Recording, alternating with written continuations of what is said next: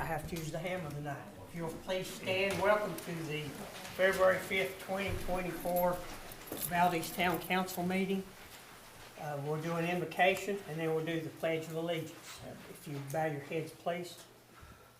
Almighty God, we give you all praise and honor as we stand before you tonight. As we gather here to conduct our town's business, we are thankful to you for allowing us to serve the citizens of Valdese. We ask for wisdom and direction so that the decisions made here tonight may be done so according to your will. Now please bless our town, our citizens, and our employees with your protection, and please continue to guide us in our ways. In God's holy and mighty name we pray. Amen. Amen. Pledge allegiance to the flag of the United States of America and to the republic for which it stands, one nation, under God, indivisible, with liberty and justice for all. Thank you.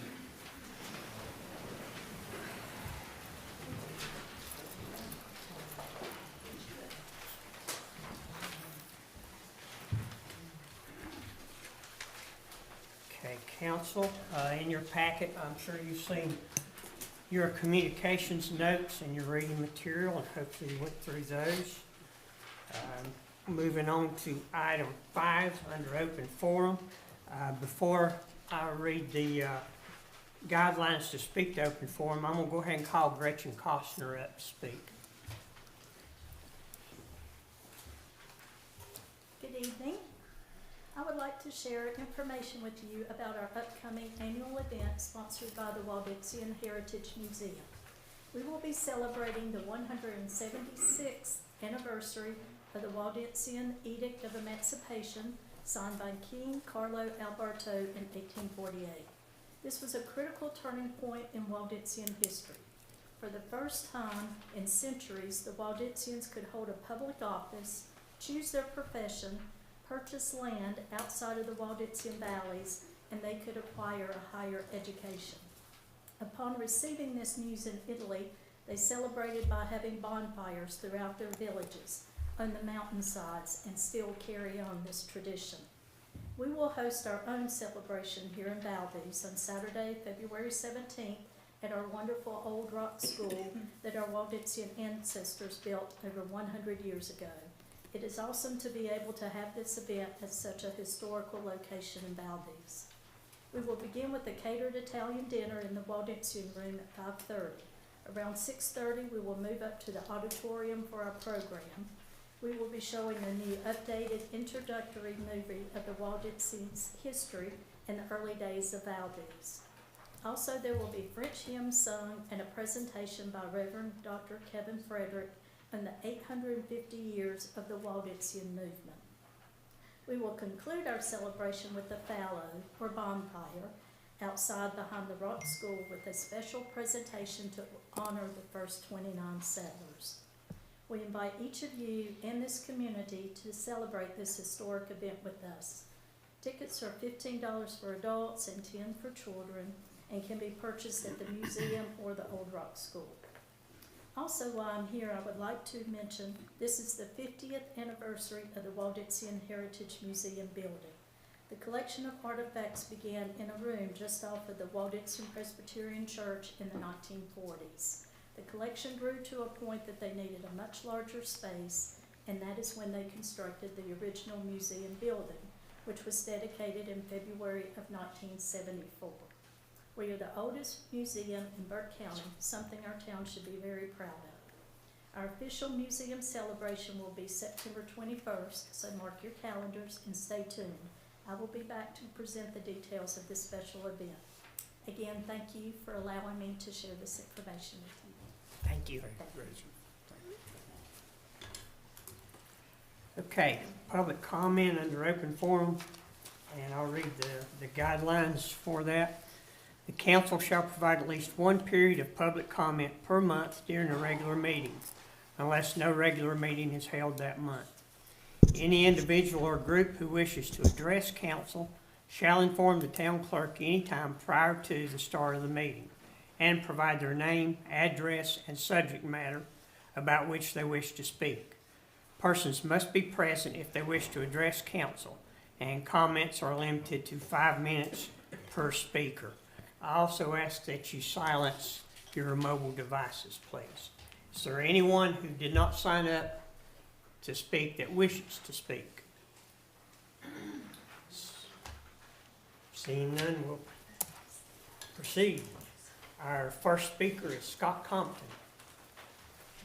Mr. Mayor, we may be having some trouble with that speaker, so if you would speak loudly and into the speaker for us, Can you please. hear me clearly? I'm not sure. Bo, is that on? Testing. Okay. I got in a text that they couldn't hear. Okay, good evening, members of the Town Council. My name is Scott Compton, and I am the acting president of the Town of Valdese Parks and Recreation Commission. As a reminder, we are a commission of 6 Valdese citizen volunteers accompanied by Council Representative Gary Ogle. Our role is to advise and make recommendations to the Parks and Recreation Director, as well as the Town Council, promote community awareness and understanding of and appreciation for the values of our parks and recreation. I come before you with 3 recommendations discussed and voted upon unanimously at our most recent meeting on January 22nd. Recommendation 1. We recommend that the town pursue a permanent structure to replace the aging bubble. The structure does not necessarily need to be brick and mortar. Rather, the technology is there to construct a framework, aluminum structure with opening wall panels and architectural fabric.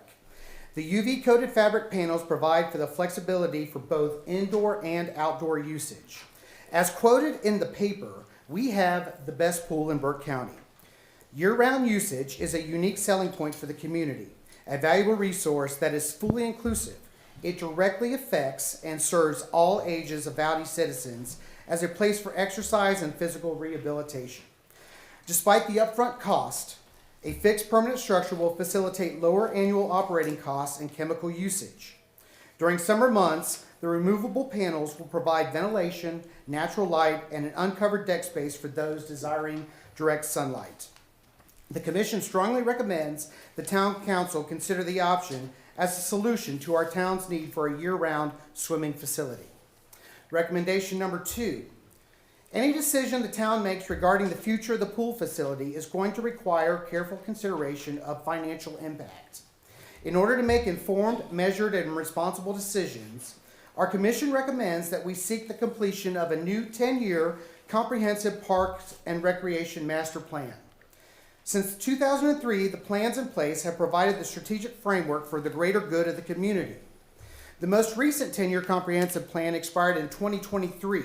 So, as of this evening, we are currently operating without a comprehensive plan in place. During the establishment of the most recent plan in 2013, we relied heavily on the public input of the town citizens. During development, a project team met with the recreation director and attended several meetings of the commission. A town-wide survey was conducted, and 3 focus group meetings were held during this process. The input gained helped the project team to determine what facilities needed to be addressed and the priority for development or renovation. The estimated cost to initiate this plan is around $20,000. There are 2 reasons why the implementation of a comprehensive plan in 2024 will be crucial. First, it allows an additional opportunity for citizen input. Secondly, though, and perhaps most importantly, being able to provide evidence of citizen input is paramount in pursuing state park and recreation grants over the next 10 years. Without a comprehensive plan in place, our efforts to secure these funds through grants will be severely hindered. Currently, the inclusion of a comprehensive master plan can be found in the budget proposal for fiscal year 2025. However, in order to leverage the grant writing capabilities needed for securing funds for pool improvements, we recommend that the Town Council consider moving forward immediately with the approval of these funds needed to establish a new plan. Finally, then, recommendation number 3. Our Commission recommends that the town accept the state funding of $2.2 million for the Hoil Creek stream restoration and the concurrent creation of a side path along the creek and Lake Roadhis Drive.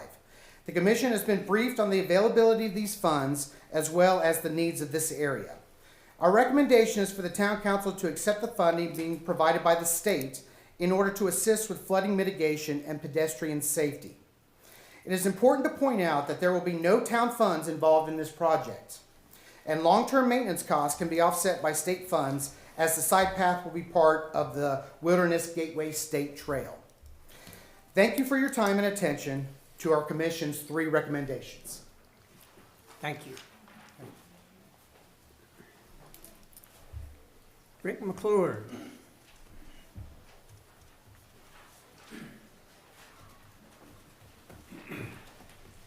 Right before I start, I'd like to say I found out about the Waldensian Festival and stuff.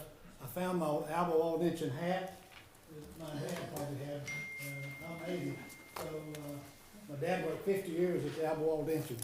So just thought I'd throw it in for Alba Waldensian, okay? Hi, my name is Rick McClure. I live at 408 Guru Avenue. There seems to be no oversight from the town manager to the department heads, and this needs to be fixed with our next town manager.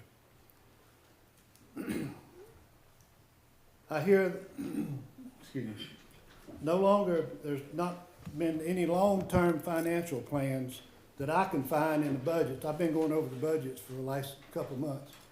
There's not been any long-term financial plans provided by the former and present town council, mayors, managers, accountants, and I think there must be at least a 5-year plan that we need to get together for all department heads, and would come up with a 5-year plan so that they could replace broken and new equipment.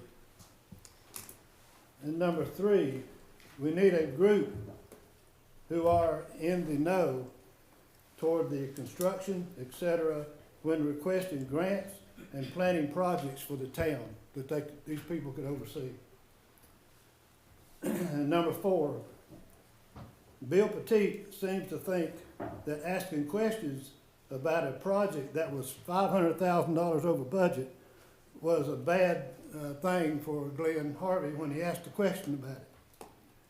Harvey was the only council member in the meeting that asked a question why we were $500,000 over budget. And that was for the Old Rock School. And he also made a comment in his post about Glenn being from the north, and maybe he was straight to the point. But thank God Glenn had enough energy to ask the question, and everybody else sat there.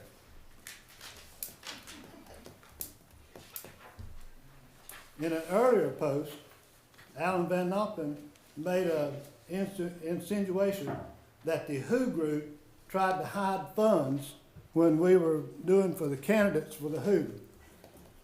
And I tell you, that was a tough thing to put together. We racked our brains about that. We called Raleigh. Burke County didn't know anything about it. We had to call Raleigh to find out how to set up a PAC for candidates. We wanted to make sure, number 1, that all the money was spent was accounted for.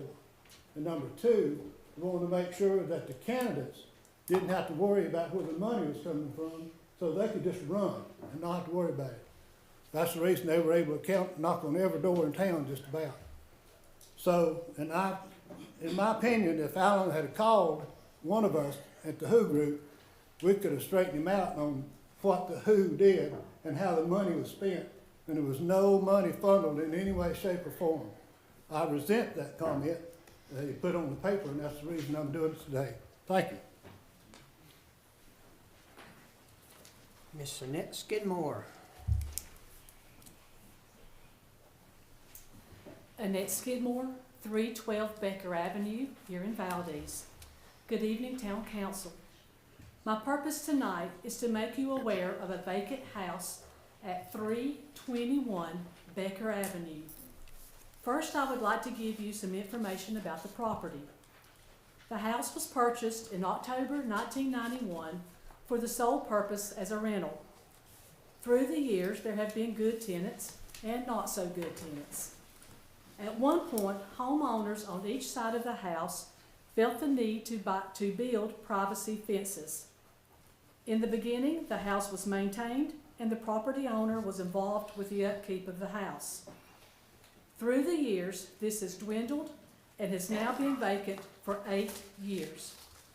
It is to my understanding the last tenants did not remove all of their belongings when they left, and they still remain in the house.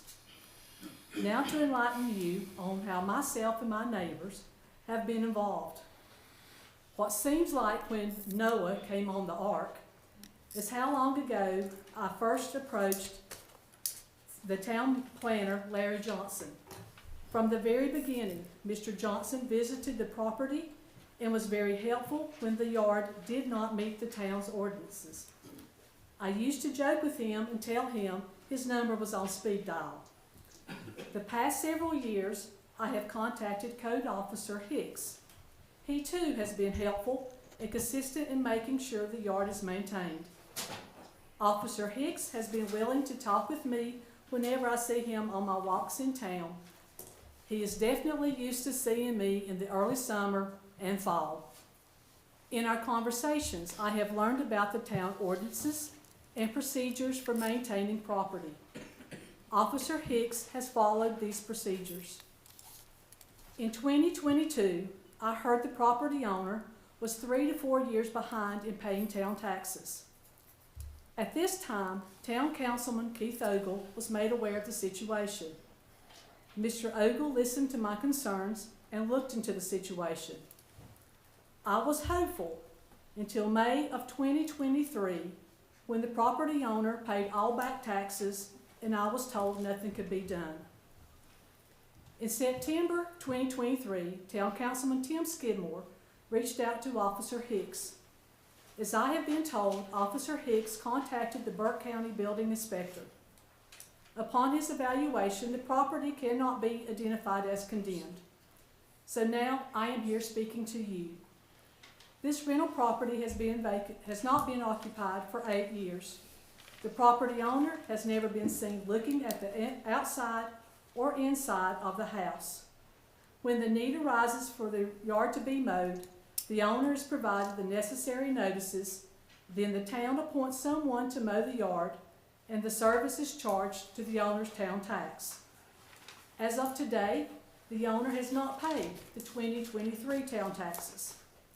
With this, the owner has to be aware of the concerns. Not only myself, but my neighbors on Becker Avenue have complained about the condition of the house and feel that it is time for the owner to do something about it. I often tell people I have the Taj Mahal side of the house. The residents on Vinay Avenue have the back side, which is more of an eyesore. Again, this property has been an ongoing problem for years, and I hope you will listen to my concerns and act upon the problem. Thank you. Thank you.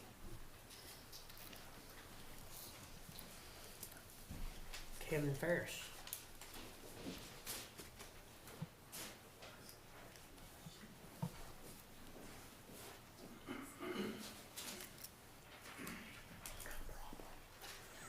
Hello, Mayor, council members, attorney, Brian Steen, good man. My name is Kevin Ferris. I currently live in 1161 Malcolm Boulevard, my maternal grandmother's home, but my brothers, I own what is now Ferris Insurance for the last 5 years. So I want to talk to you about a jewel that we have in Valdese. Now, we have a lot of jewels in Valdese, one being pool, but specifically I want to talk about the Rock School being the jewel of the topic tonight. My grandson recently asked me, Poppy, if it's called the Old Rock School, was it ever called the New Rock School? I said, quite frankly, I don't know. I know it's old, but I knew it was new at one point in time, so I'm not really certain if it was ever called the New Rock School. But it's the Old Rock School for us. I arrived at the Old Rock School in Valdese High School as a green freshman. Graduated from Rutherford College Elementary, back when we had 8 grades in elementary, where we currently don't do it. But we came in as freshmen, and we were the last class that participated in that, what we call, not exactly a good week, but we got hazed for a week, wearing green clothes, and upperclassmen got to throw glitter in our hair, and they got to put shaving cream on us and press us to do push-ups and chin-ups and all that kind of stuff. Had a wonderful time. Snuck down to Hardee's for lunch. Hardee's, everybody remember Hardee's. Snuck over to the rat hole and got bubble gum and took it back and was king of the day, giving out bubble gum to all your friends. Had a ball there.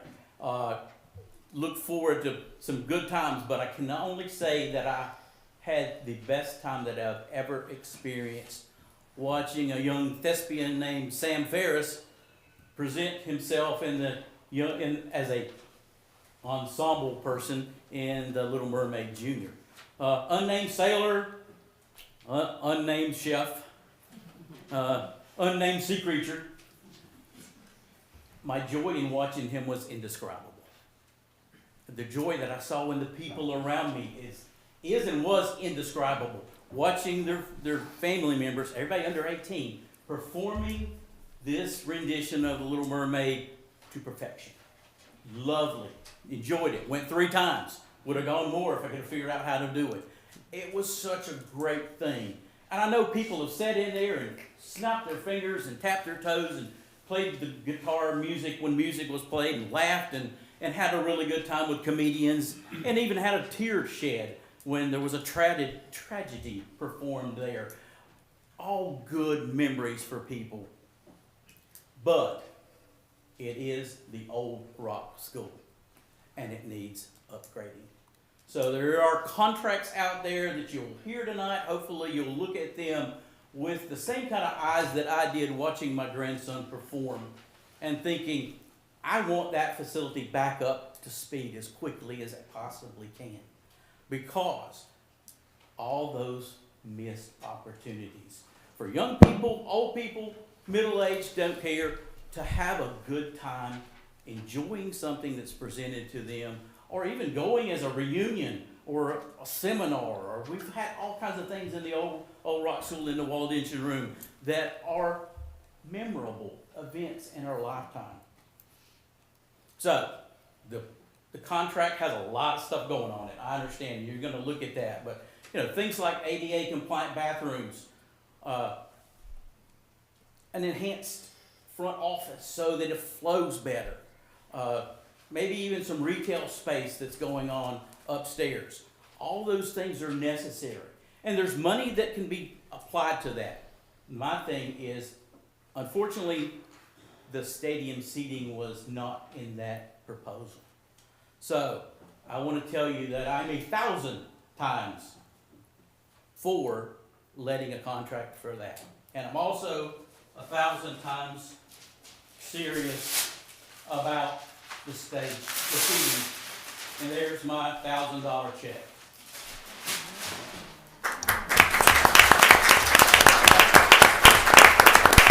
It's not cashable in that form, but there is a smaller version that says that's $1,000 towards those seats.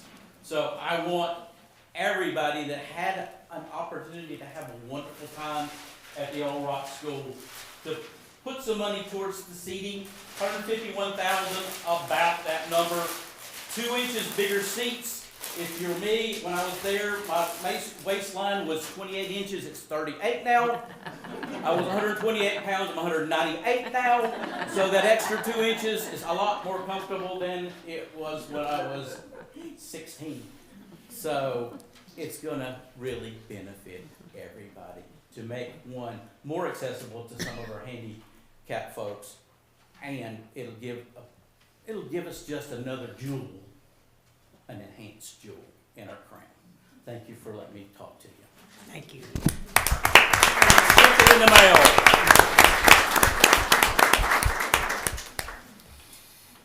Okay, can the next person talk that? I can try. We can try, can't we? Yeah. New requirement. You require. Karen Linkus, ma'am.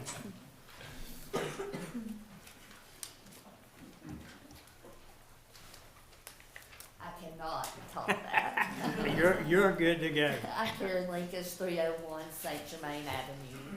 I'm not going to repeat everything I said about the pool last month because I'm sure y'all remember every word of it. It was a great little talk. I do want to urge you now, as you have gathered information and you're going to get more information tonight, to make a decision soon on the pool situation so that we'll be able to swim indoors next season.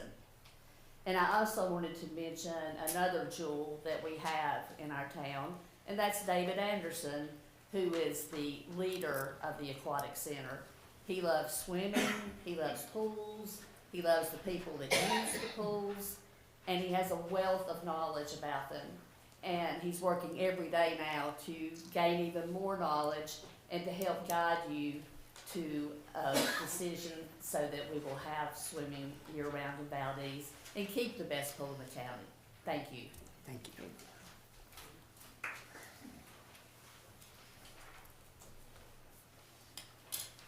Becca Ramsey.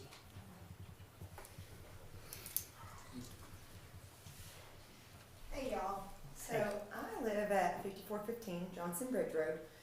It is considered Hickory, but it's Burke County. But I'm coming to you over the pool. So it is used by us. My son is a sophomore at East Burke High School, so we use that for our swim team. He has swam for 2 years now, and it has been a wonderful sport, a great outlet for him. And our ever-growing team. This year our team has almost tripled from what it was last year. It gives kids who may not be your strong athletes for football and basketball, it gives them an outlet. It gives an opportunity to all walks of life, all disciplines, everything.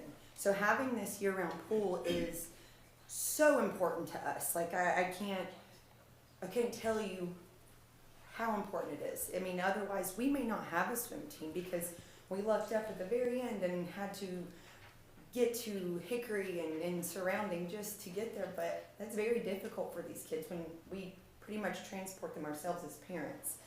Also, when I homeschooled my younger kids, when they got older, they went to East Burke.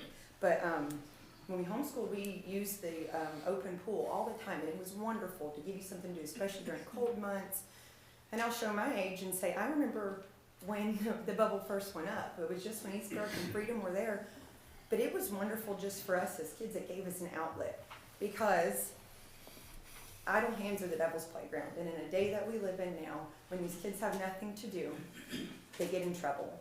And I'm so thankful that we have a place like this. And it would break my heart and so many others to see if we didn't have this, to give our kids this opportunity. And other kids who are coming up that are seeing our swim team and saying, oh, well, that's something I can join. I might not be 6 foot tall. I might not be able to dunk a ball. I might not be 200 pounds and be able to be a lineman. I may just be quirky.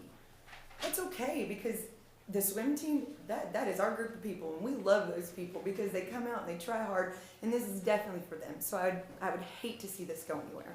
So I urge you to please, please, please think about something like that for our kids because it really does. It affects everybody in Valdese, believe you me.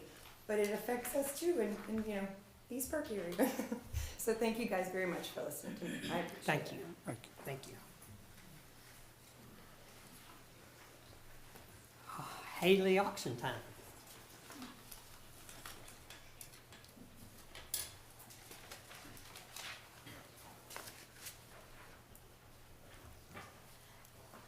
Good evening, Mayor and Council. My name is Haley Oxentine, and I am the ladies swim coach for the East Burke High School. The last 3 years, Nikki Stamey and I have had the honor and privilege to coach the swim team. This season has offered its challenges with different maintenance issues with the bubble. In November, there was a possibility that we were going to have to relocate due to a tear in the bubble.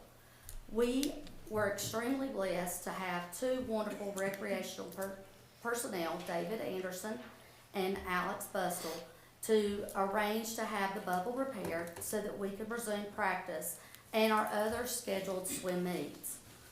On January 20th, which was another extremely cold day, we were informed of a new problem with the bubble and advised to start seeking other locations to hold practice and to host our championship meet.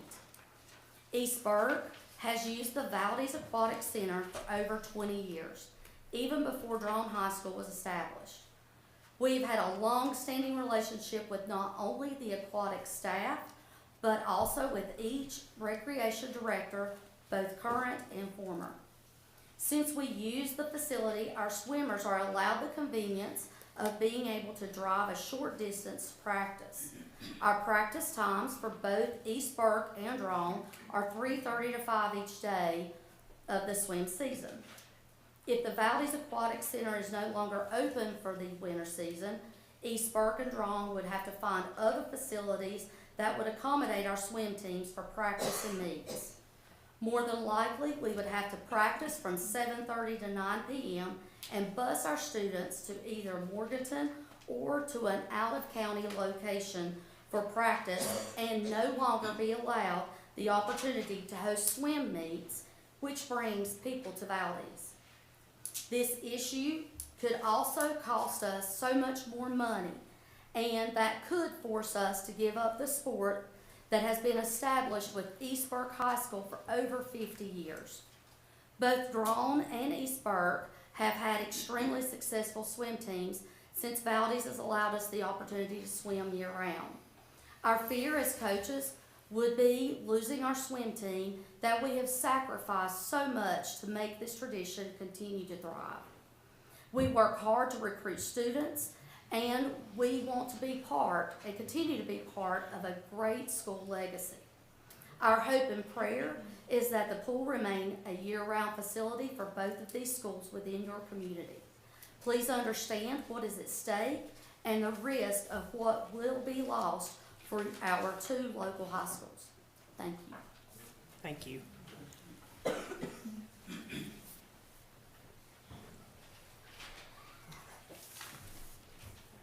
Ms. Cole, ma'am.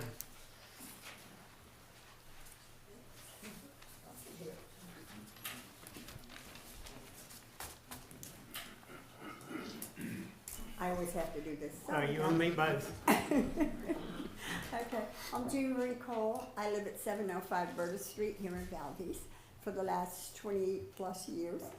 And I guess I'm not a popular note because a whole lot of other people have the same feelings I have about the pool. I remember when the bubble went up. I had an 8-year-old who finally learned how to swim because there was no break between summer lessons and the winter time to keep going. She went on to swim at USA Swimming, did a lot of swimming with Linda and the pool here. I also like that because I got to take year-round water exercise instead of only having the summer to exercise. And now that the pool's been out for less than a month, I can tell you I already feel the difference physically with not being able to work out in the water.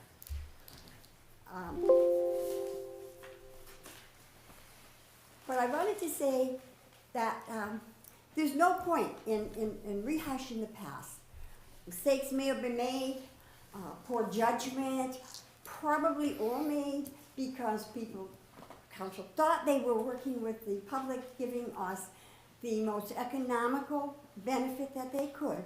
So their intentions were good, whether the result was not. And now we're at the point where the result is showing, and there are no more part-time fixes. It's over, it's done, it's down, and we can't fix it. So rather than throw any more good money after bad, we're faced with the point of making a decision about having a permanent type of structure for the pool so that we can continue to have year-round swimming in Valdese. Some town services in Valdese are enjoyed by everybody.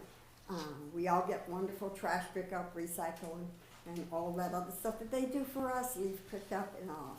Some bad services are enjoyed by some people and not other people. And that would be things perhaps like pools, sports, parks. Every group has the thing that they like. We all fund those because it's just part of a big pot of money that all taxpayers pay into, and then we kind of look at saying, if all the things don't serve me, some of them will serve me, some of them will serve my kids, some of them will serve my great-grandkids. They're still living here. But that's the purpose of tax. So it's very hard to ping a group and say, well, this group deserves something, this group doesn't. And I think that a pool is probably multi-generational. I think we serve a lot, from tiny tots to older generations, I'll put it that way. And it's a very good quality of life program that obviously I would like to see stay in Valdese. Everybody else has probably pretty much given you good reasons why that pool should stay open. I'm not going to repeat them. I realize that not only for me, but for a lot of other people who are unable to do another type of exercise, they are probably feeling the same effects that I am. I feel for our school kids who aren't going to have a place to practice, perhaps. I don't know, that's their beginning in life. And so I worry about them too. That's another group we serve. And it's not only Valdese residents that are affected by that pool. It's all those people, we heard from at least one of them, it's all those people who come here and use that pool. Some of them pay memberships, some of the daycares come in the summer. They all support it, and a good many of them spend money in our town after they leave that pool. Or before they get there. I don't know if they're hungry, maybe before they get there. So it does have another benefit to our town other than just the people in it using it. So I kind of would ask that you would learn from history and look at the options that are open. We don't need a Taj Mahal. We just need a usable, and I like the word that was in minutes, so I'll say that, enclosure to keep our pool operating year-round. That's what I say. Thank you, ma'am. Brooke Hefner.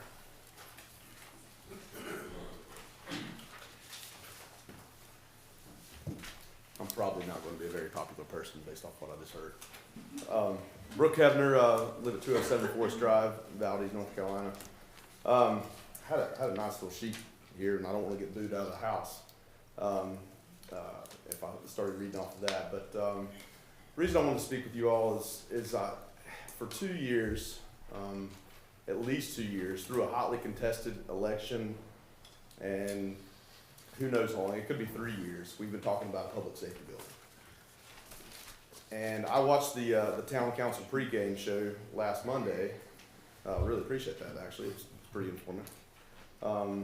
And we didn't spend any time hardly talking about the public safety building. We deserve to give the people with the public safety building a new building. I realize the pool is a hot topic, and I'm not against the pool, love the pool to death. I'm a member there, do everything there, but these people have, I mean, Paul Mears' wife, she said she was afraid to walk in the door. And for some reason, it's just been, we're pushing back and we're talking about $1.8 million to fix the pool. We've got to get our priorities right. We've got to fix the public safety building and take care of the people that take care of us. I've been, you know, I saw Tom walk in, where's he at? I saw him somewhere. Tom Oxstein walk in, he stood over me when I was having a heart attack. And that was the public safety building. And I've never been against the public safety building. I was against the large public safety building that was planned. But let's fix the public safety building. Let's put a roof on the house before we fix the dog shed. I think if we could refocus that, that would be very appreciative, probably from a lot of folks, even within the town. And you know, once again, I'm not against the pool. I don't want, hopefully it don't get hit. I know a lot of people coming out of here. Not at all. But it's not the priority right now. It's not at all the priority. It's, to me, it's public safety building, the rock school, and then we'll fix the pool when we can. I was sitting back there with Bo, and I was like, you know what? And the young lady here that spoke was talking about how many people are using this from all over the county. What about seeing if they want to donate? The municipalities want to donate and help fix the pool. Seems to be they're using it as much as we are. I mean, there's 600 some people, residents or what, non-residents, not really sure what they are, using a month. We've got to focus and take care of the people that take care of us, the whole 4,600 people that, I guess, town of Valdese.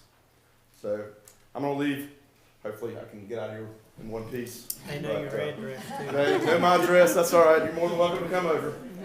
I may have a difference of opinion, but nothing, it's not malicious. I just think we need to refocus and prioritize.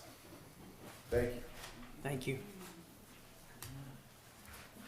Jeannie Hudson.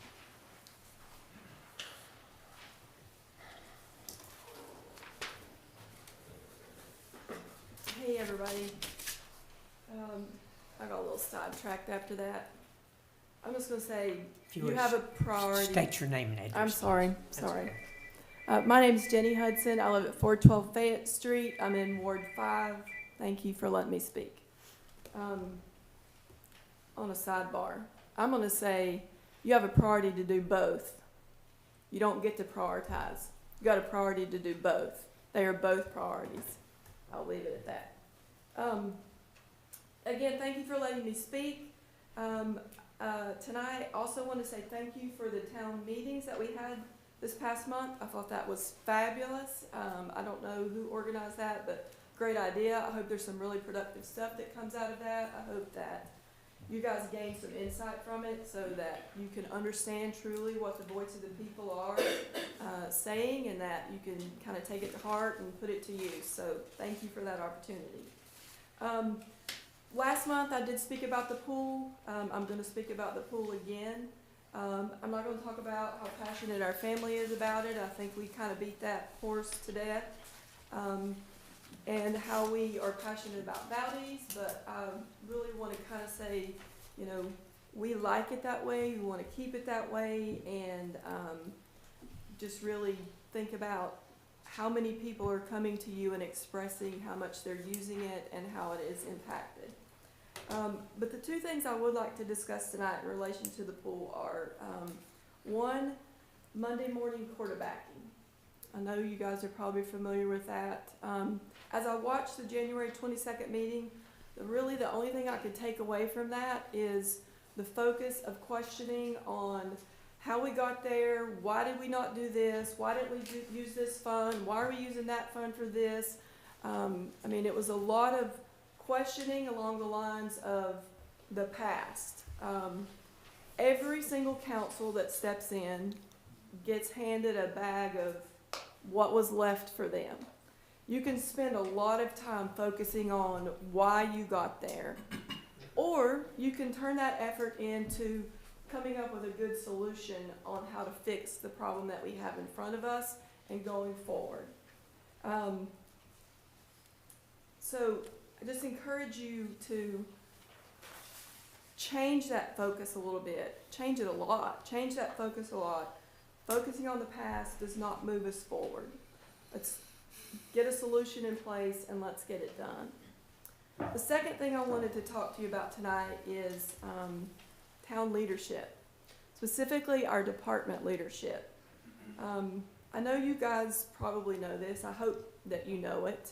We have some phenomenal town leaders. I think that you've got good people in place who understand their roles, who play very good parts in what they do. And so I really wanted to reiterate to you the value that David Anderson brings to the table. It's already been mentioned a couple different times. Many others have already said it. Not just from a leadership perspective, a mentorship perspective, and I'm speaking from that from personal experience with both of my kids, but also just from an aquatics perspective overall. I mean, the man has traveled to almost every single pool in the state, probably some other states. He brings a level of expertise that you guys don't have. You are not the experts on this arena. You might understand how to do finances, and I understand we have to pay for all that. Looks like Kevin can probably write you lots of checks for that. So I encourage you to listen to what David has to say. Listen to him, okay? And the reason why I felt like I needed to stress this is because I was deeply disturbed at the way that Marissa was questioned last month when it came to the Rock School. Well, Marissa doesn't know I'm going to say this. She probably doesn't know have a clue who I am. She got up and presented what had taken place, the scope of the project, the grant that she wrote. I'm presuming that she wrote that. And she was pretty much just kind of grilled about why, how, what, when she has the best knowledge when it comes to this. And I guess the point I'm trying to make here into this is, if we treat our town employees like that, who live, breathe, Ma'am, I hate to interrupt, but Okay. your time's up. I'm sorry. thank you. Thank you.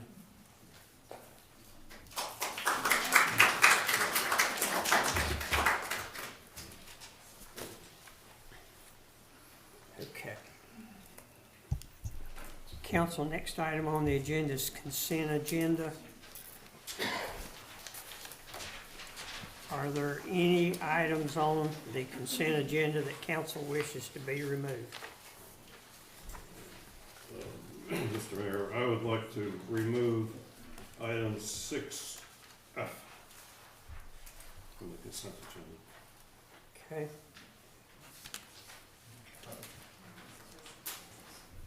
And I think I need a second for that, please. That doesn't need a motion, does it? Yeah, that is a required We motion. need to vote on it. No vote Okay. required. Yeah. Okay, so item F will be removed. Council, are there any others that you'd like removed from the consent agenda?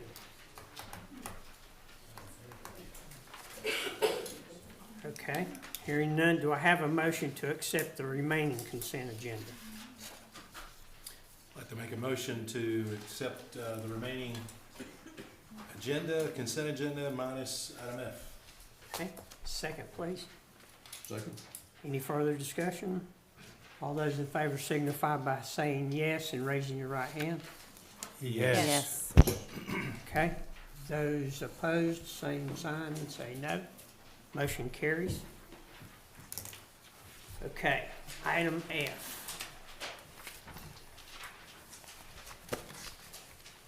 Who's going to discuss item F? Item F, you're looking to me, since I removed it from the consent agenda, item 6F, is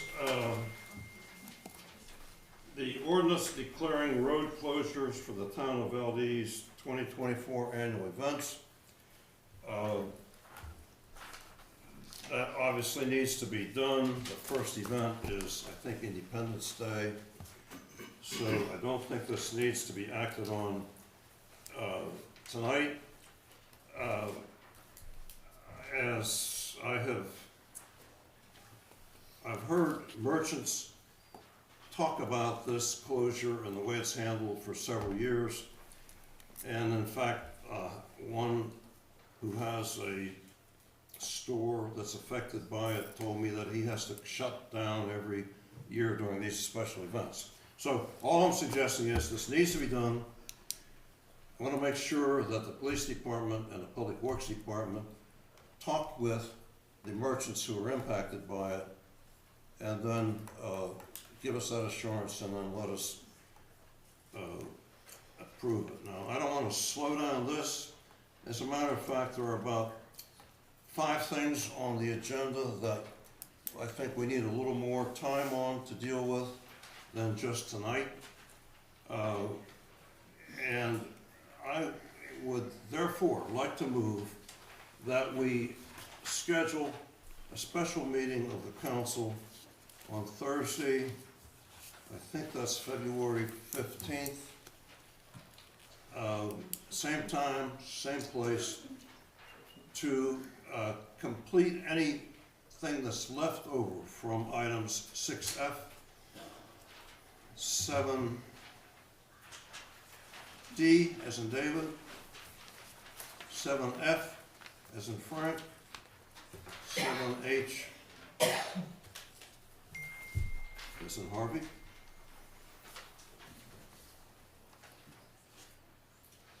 That's the motion. Okay.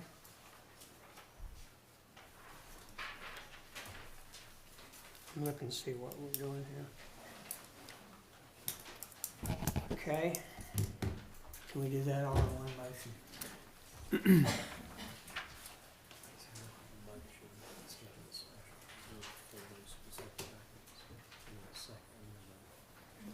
Yeah, and you can vote all on one.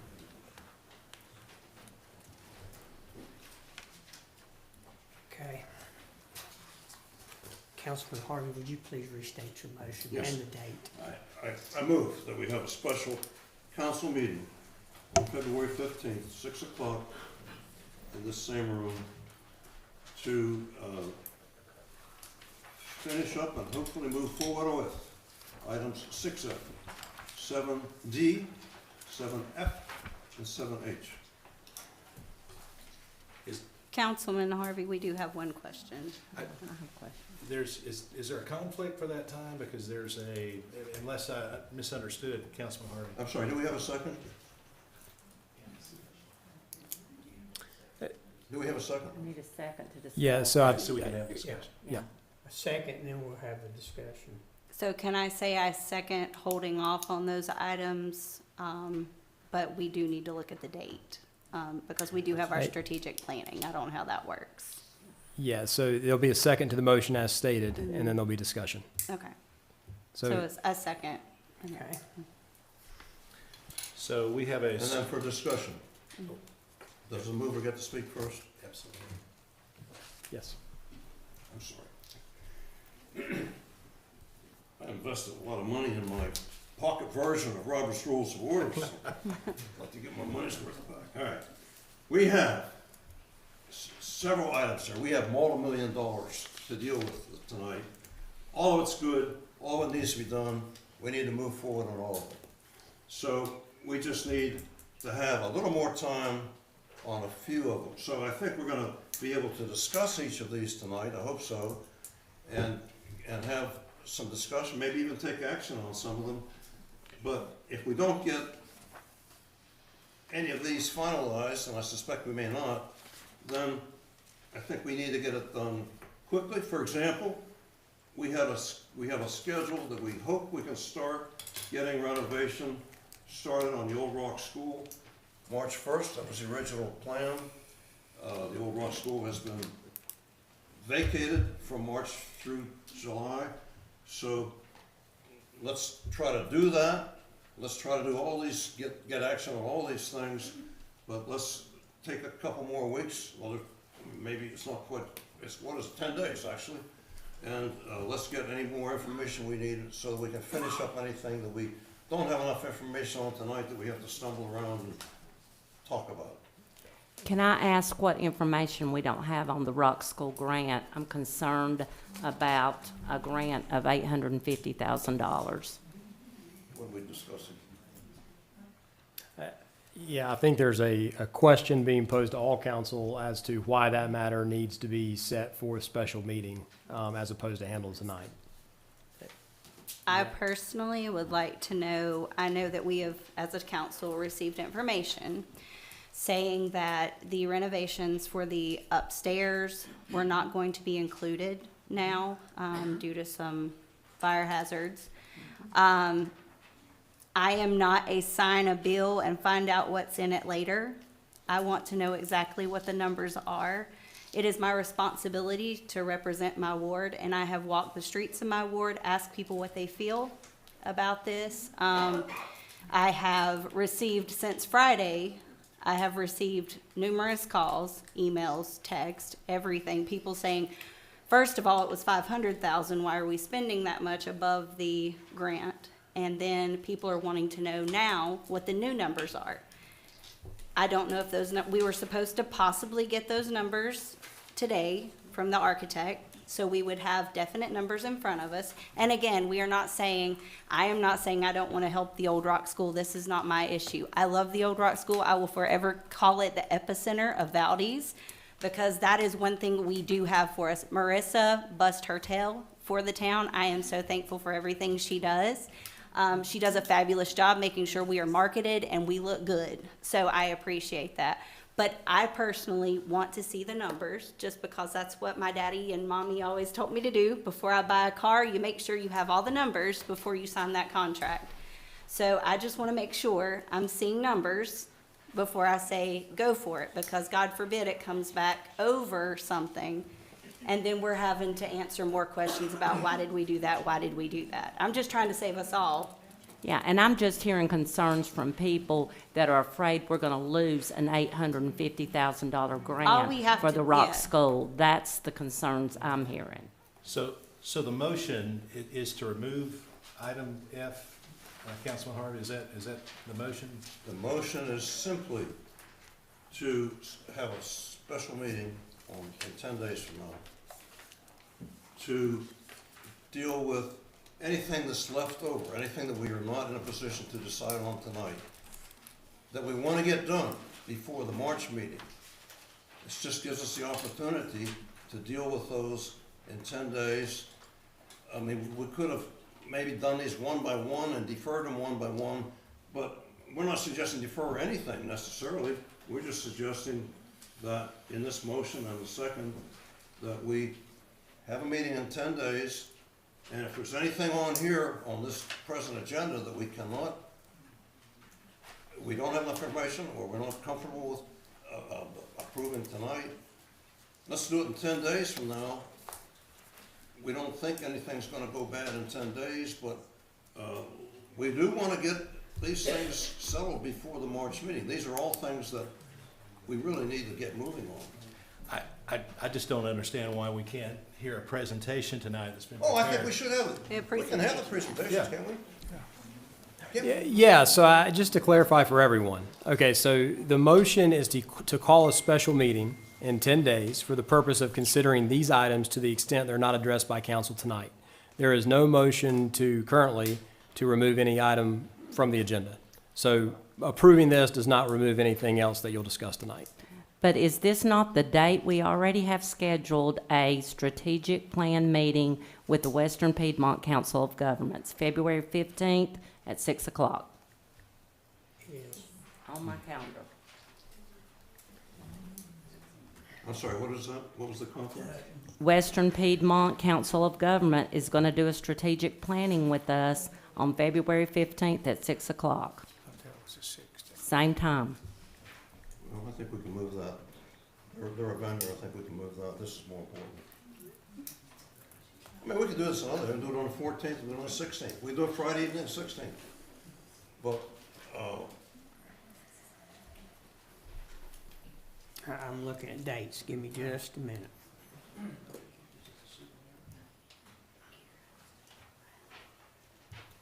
I hate to, we can't do it there.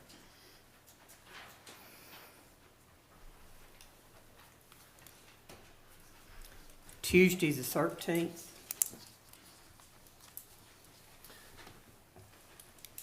I'm going to be out of town Okay. the 11th through the 15th. Doesn't mean you can't have a meeting without me, but I'm going to be out of town. How about the 16th Friday the 16th at 3 p.m.?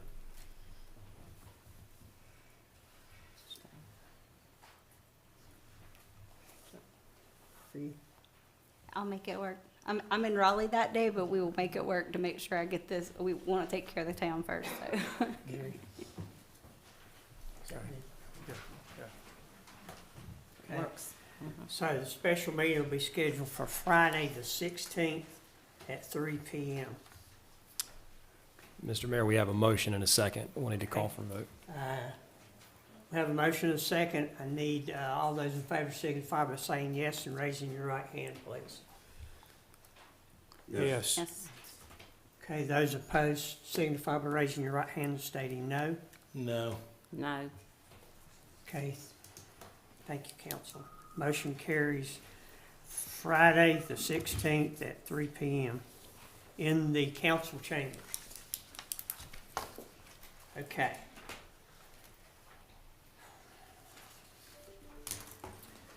New business under item 7, item A, presentation of the Hoil Creek Restoration Project.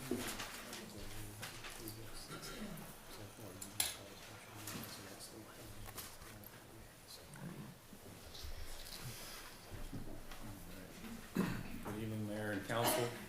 Pleasure to be with you all here this evening. As I took up a lot of time last Monday, I'll try to keep it brief this time. Real fast, here's our quick presentation on the Hoil Creek stream restoration and side path budget allocation from the state.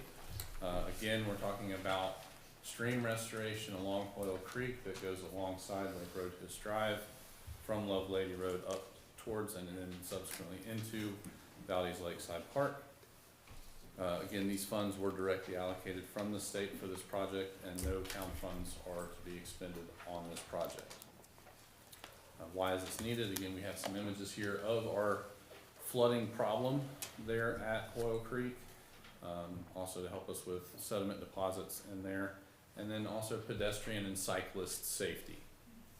Okay, and we do have a lot of folks that do utilize that roadway, and we want to try to help keep them safe with the extension of side path along the roadway there.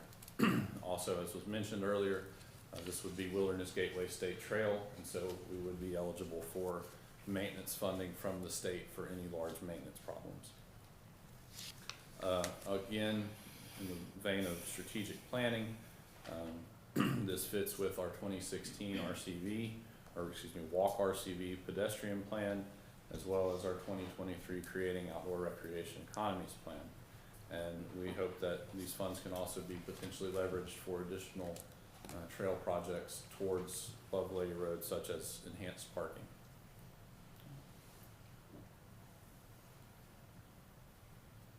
Okay, council questions for Mr. Anderson? Yes, sir.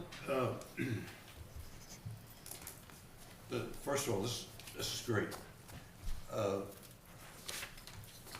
Could you give us, this came about, how did it come about? Did the Parks and Recreation Commission, were they behind this, or was this something that was strictly done by the state legislature without any intervention by the town? This was part of a discussion with the town, with Representative Blackwell, Catawba Riverkeeper, some other individuals that wanted to see increased usage, but also to have reduced flooding risks along the way there. So it was a collaboration amongst a lot of different folks.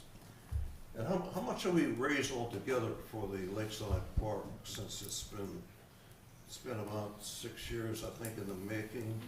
I couldn't speak to that, but again, this is primarily stream restoration and side path. It's not exclusively to Lakeside Park.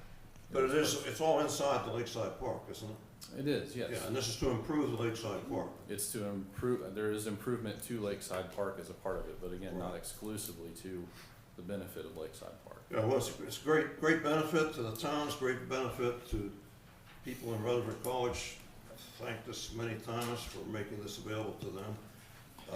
It's been a great program. Now, how will the work be done?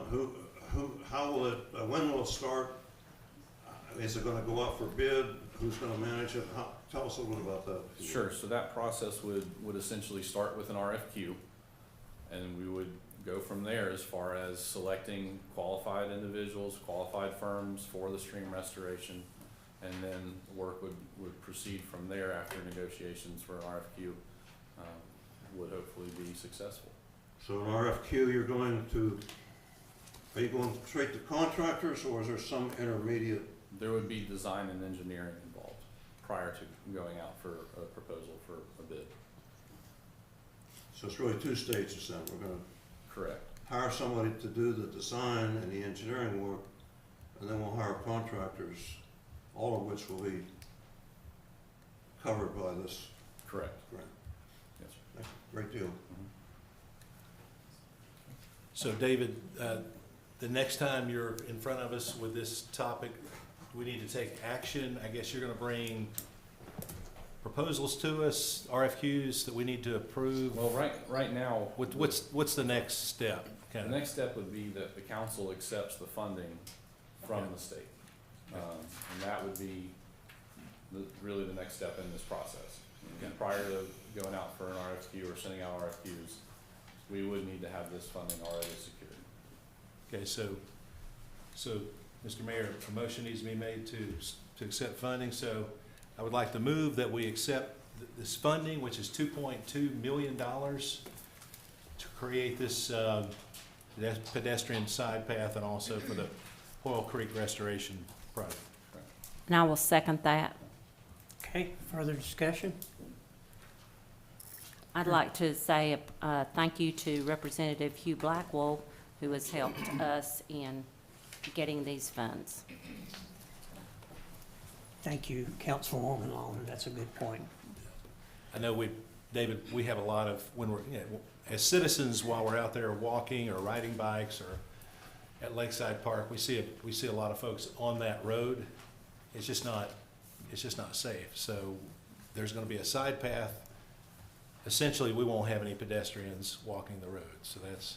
They'll certainly have the choice to Well, they do can. so, but they'll have a safer alternative. At the peril of their life. Sure, yes, absolutely. Okay. Between the snakes and the big dump trucks, I think I'd use the path. Absolutely. Any further discussion?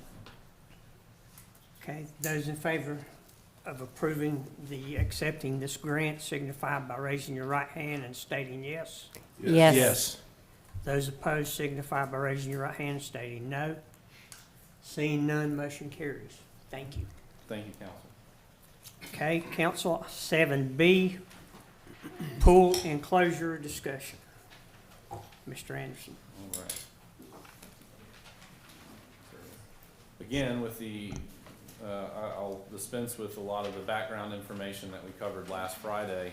If there are members of the public that wish to see it, I recommend that they check out the YouTube video or feel free to speak with me after the meeting. So again, we're here to talk about the bubble and what the future holds for it. And I'm not gonna beat around the bush right now. I'm gonna go immediately and let you know what I would request and recommend that we do. Hopefully I can start with it tomorrow. And that would be to remove the bubble from the pool at this point in time for the remainder of this year. At this point, as was pointed out in the last meeting, we would be mid-March before we could potentially open with a successful inspection that's not guaranteed.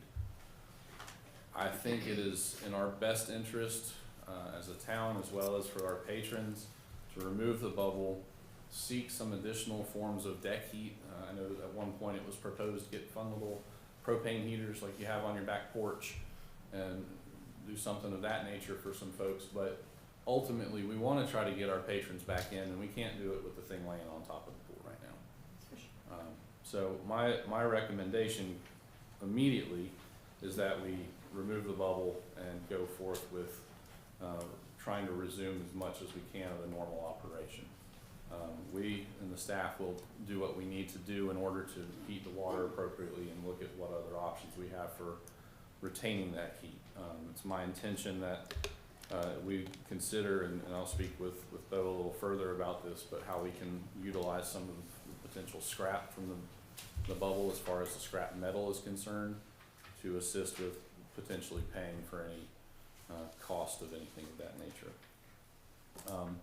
So that leads to my next recommendation, is that we do in fact move forward for the winter and try to figure out a solution for this upcoming year that we can all get behind and agree on. Certainly, that's definitely a concern, is construction timelines are pretty lengthy. We want to make sure that we have options in front of our patrons, and I want to make sure that I have good options in front of you.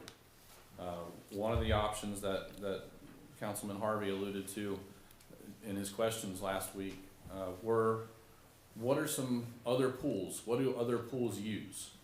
And what does Hickory use? Hickory uses the Y. They don't pay for it themselves. They use the YMCA. The city of Morganton utilizes Mountain View Aquatic Center. It's a brick and mortar structure. City of Lenoir uses Lenoir Aquatics and Fitness Center, also brick and mortar. Both of these facilities, both of these entities also have outdoor seasonal pools. They're not one pool towns. So that's something that's to be considered here. We have lots of patrons that have asked for the ability to still be able to lay out and enjoy the sun.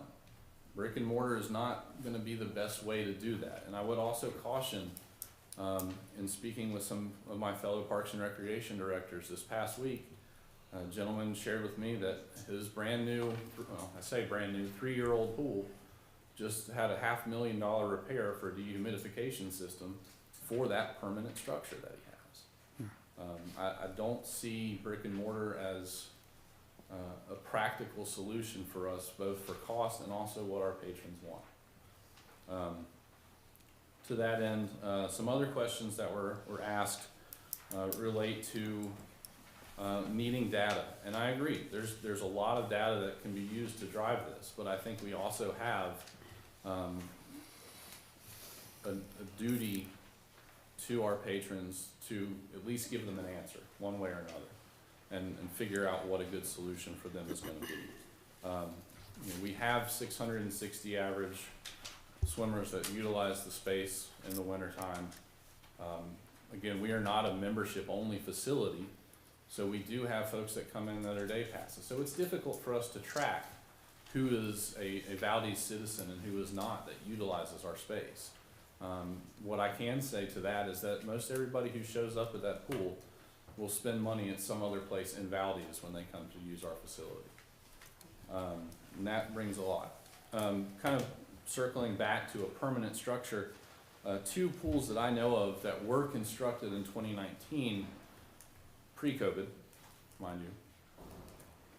Buncombe County Schools decided they wanted to build a facility that was 10 lanes, similar to our pool, that had a full brick and mortar building around it.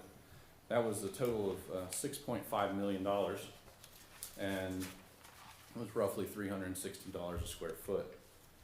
Another facility that was completed in 2019 was in North Charleston, South Carolina. It's a much larger facility, but it also came in at $425 a square foot. So those are things that kind of take this project to a different level. And again, as I reiterated, as I mentioned rather, last meeting, we're not after a Taj Mahal. We don't need a Taj Mahal. Our patrons will be very happy in some other options, and that's what they've asked for. Trying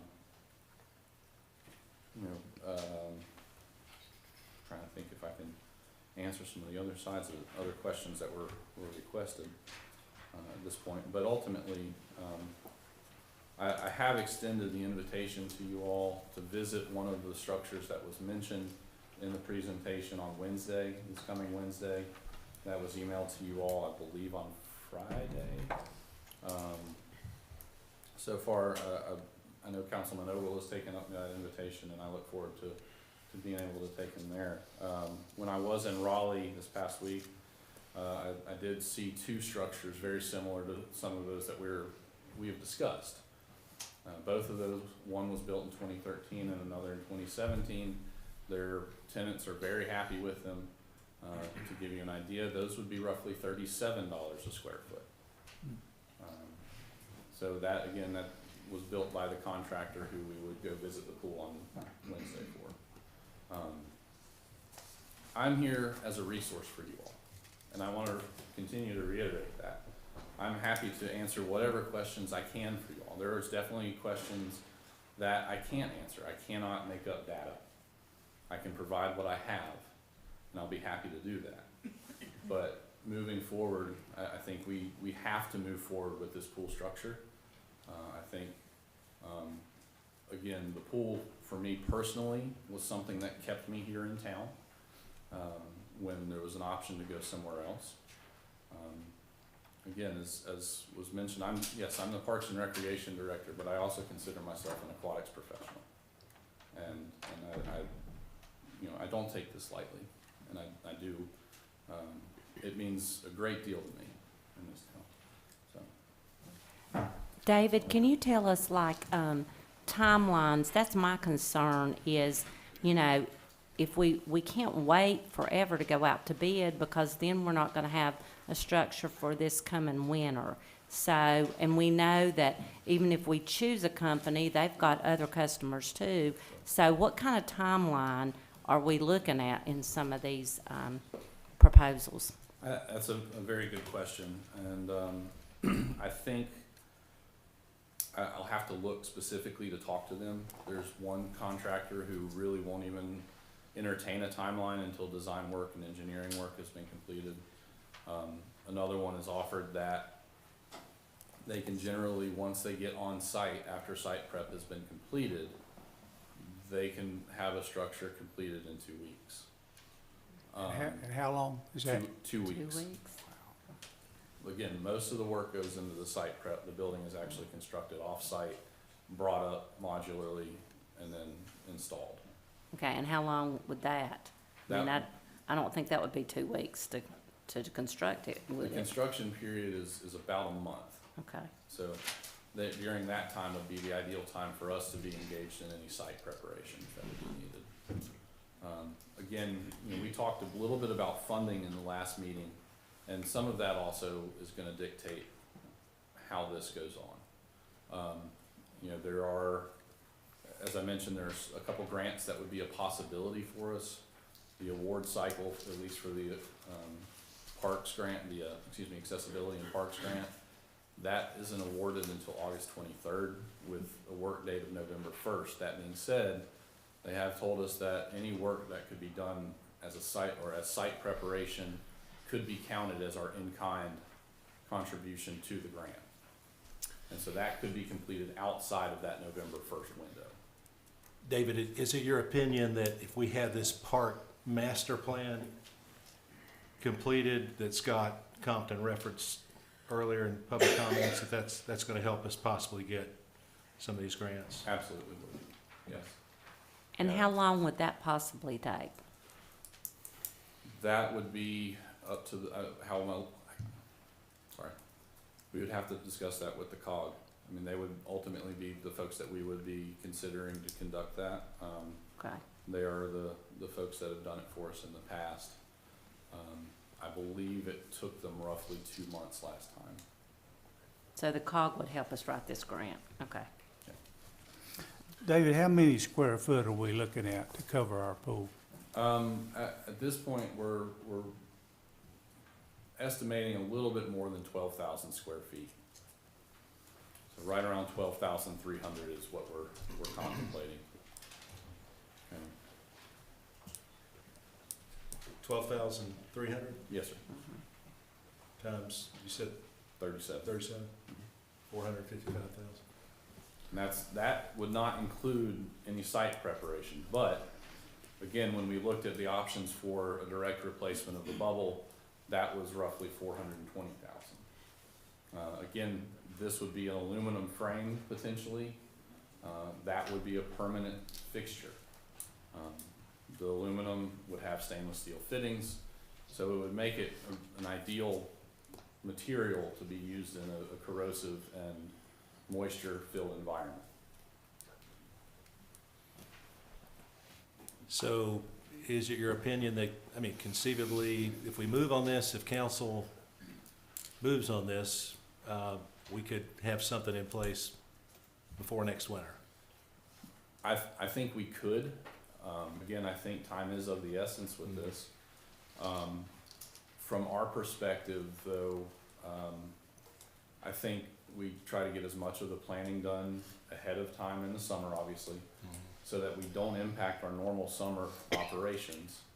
And then when students go back to school in August, maybe mid-August, I think they're, the 26th is the proposal for the start date this year for the school system. We would look to kick things into gear at that point and try to have things open as much as we can. The Monday before the 1st of November is traditionally the high school swimming start season for practice, or start date for practice, with the Monday prior to Thanksgiving being the first traditional swim meet date that's allowed under NCHSAA rules. I think we could, if we don't make that date, I think we would be very close. And you actually did a phenomenal presentation at our last council meeting. Is that on the town website? You gave options. Because I'm and not costs? sure, I'm not sure that the people watching at home can see the slideshows. It is available on the YouTube from the YouTube. Oh, it is, recording. okay, good, good, okay. I would encourage citizens to Watch review that. I that. think you did a super job summarizing the history of the bubble, which some of that I didn't realize, and also some of our other options. And I also think that the public needs to know that the school system does pay $1,000 for East Burke and $1,000 for Drone. So we are being compensated for both of those teams using our facilities. Yeah, that was a question that was brought up, and I appreciate you reminding me of that, was what teams utilize the facility currently, and all of them have, they all compensate us for their time in some form or fashion. If it's Linda Kid's Excel team, they pay a monthly rent plus all of their swimmers have a membership. That's a requirement for them. The school systems, that's something that we can discuss further with them, but they pay per team per season. There are a couple different models out there as to how that might change if we wanted to pursue that. Special Olympics is looking to make a comeback this year for the first time since 2019. Trying to think if I left anybody. I'm sorry, my master's swimmers. Apologies.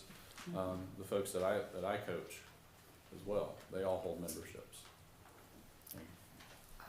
I had a citizen talking to me Thursday regarding the pool, and right now they get, he said, I get up at 4:45 and drive to Morganton and swim. And he said, I got up there, my wife and I did, I got in the pool and we looked around and was talking to folks, and everybody that was in the pool was from Valdese. Council, does anybody have any other questions for David?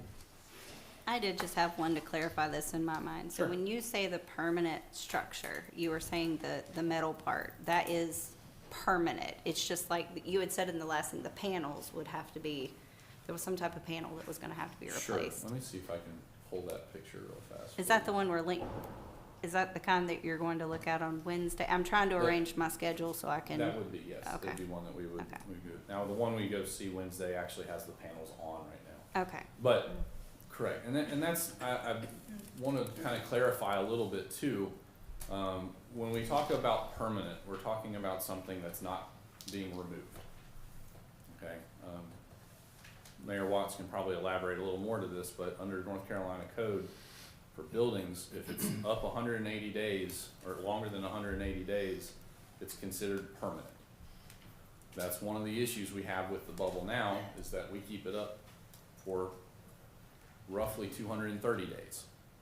So we have to take it down at least once a year. We don't unbolt it, but we drop it to the deck and we reinflate it. Because that's how we've had to meet code under that definition of a temporary structure. So what we would look at, again, the top images are the ones that we would be considering on Wednesday, that structure. And again, I'd be happy to take people to any of them. That would keep the frame, it would keep the roof panels, but the sides would be removable. And the idea being that also the footprint would not cover the entirety of our deck space out there, so you would have an outdoor area for folks to go and sunbathe, if that's what they wanted to do. Council, any further questions? Mr. Mayor, no further questions. I think everybody on council understands, as well as everybody who's here tonight, that we have a great, hard-working group of employees. I mean, they're all hard-working, and I would say for the last 2 months, probably David Anderson and Marissa Angie were the hardest working, because each of them has been pursuing their passion. What their passion is providing the service that they're hired to provide. So, we appreciate them, and that's great. I would like to, and David's kind of on the hot seat, but he's the point person. However, it's really the Parks and Recreation Commission, I think, that the council needs to look to for guidance on this. And we heard a great presentation by Mr. Thompson at the beginning. I would urge the Parks and Recreation Commission to review these options, visit the sites. I don't think it's the council's responsibility to decide among options which one is best. and no swimming experts up here that I know of, and I'm sure not one. I learned to swim in a farm pond, so I'm a poor swimmer. Well, I had to swim the rest of my life, but I'm a poor swimmer. But anyway, I don't know anything about swimming pools, but I think we have to lean on these commissions that we have to advise us in these areas. And I would urge Mr. Thompson, who's the president of the commission, and Mr. Ogle, who's the council representative on the commission, to sort this out, come back at budget time, bring a recommendation to the council, not just for which is the best solution, but pursue all these funding options. And yes, we provide interscholastic athletic facility for Eastburg and for Drawn High School. Their contribution, I don't want to slight it, their contribution, but something I know a little more about is wrestling. They couldn't buy a wrestling mat for what they contribute to our pool facility for that interscholastic competition. So I think we ought to have some serious discussion, and maybe some of our influential community members who are on the commission, the Parks and Recreation Commission, could talk with the school officials. The school system has a budget of somewhere between $16 and $18 million, depending where it ended up, but that's about 3 times the Valdese budget. So, let's pursue all those. Please, commission, come back to the council with your recommendation. I mean, we're all ears up here. We're not passing judgment on any employees, certainly not Mr. Anderson, certainly not Miss Angie, but we're also up here to serve about 4,700 residents of Valdese. So that's all. I have nothing more to ask Mr. Anderson. I think his commission needs to communicate with them. That's where the answers need to come from. Okay, my question is, if we wait to the budget, which is right before July 1, are we going to have time to get this done for winter? I would argue that would be very difficult for us to pursue funding through grants. I think it would allow us more time to pursue private donations. Thank you, Mr. Ferris. But truly, I think it would change the way the pie chart's going to look. How many weeks has the pool been open, the bubble, this year, this winter? How many weeks was it up there? Let's see, we put it up it was open on the 20th of September. It was open all of October, most of November minus 3 days, and then Thanksgiving. It was mostly open in December. I couldn't give you a week number, but that's about it, though. So it hasn't been open much in January. It was open the first 2 weeks in January. We were able to get the bulk of the high school swimming season in, and hosting swim meets and things of that nature there. But this wasn't anything. This council, we can't turn the clock back. This council can't fix. We can't have the pool open this winter, right? Right. I don't see that as feasible right now. Okay. Mr. Steen. Mr. Steen. Mr. Steen has Mr. Mayor, can I offer some thoughts for the board to consider? I think we'd want to pursue as quickly as possible. If David can come back after or at our next meeting with a recommendation from the Recreation Council and potential cost estimates, and whatever work can be done between now and July 1 be done with obtaining the architect and engineering firm, and then we just budget for whatever is left over for July 1. But that way it keeps you moving along. We're not losing time. But that's for your consideration as a board, council, I'm sorry. Okay. I like that option. I do too. Yes, sir. Yes, sir. Mr. Mayor, I'd like to make a motion as originally presented by Scott Compton with the Recreation Commission, that we fund a new 10-year comprehensive park master plan, which has expired. His estimate is $20,000. I think probably it wouldn't be any more than $25,000. So that would be my motion, that the council fund from the unassigned fund balance this evening $25,000 for an updated park master plan. I'll second that. Okay, any further discussion or questions? And who would do that master plan? I think that's council government actually provides that service for the master plan. Is that what the commission is recommending? It is. It Yeah, is. we, in the commission meeting last time, they requested that we provide $20,000 in the recreation budget to do this master plan. And I certainly think it's certainly needs to be done. Hadn't been done in 10 years. And I think we need to do it again and see where we're headed in this. Is it possible, just because I am this kind of thinker, is it possible to defer this motion to our next February 16th meeting?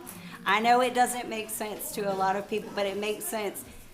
It's making a decision using wisdom and counting the dollars of the taxpayers. That's what I want to know, everything about who we are going through, what it all covers. I want to make sure I know everything, because I get a lot of phone calls and I want to know how to answer them. What are we spending $25,000 on? If I don't know, I'm not going to get in the habit.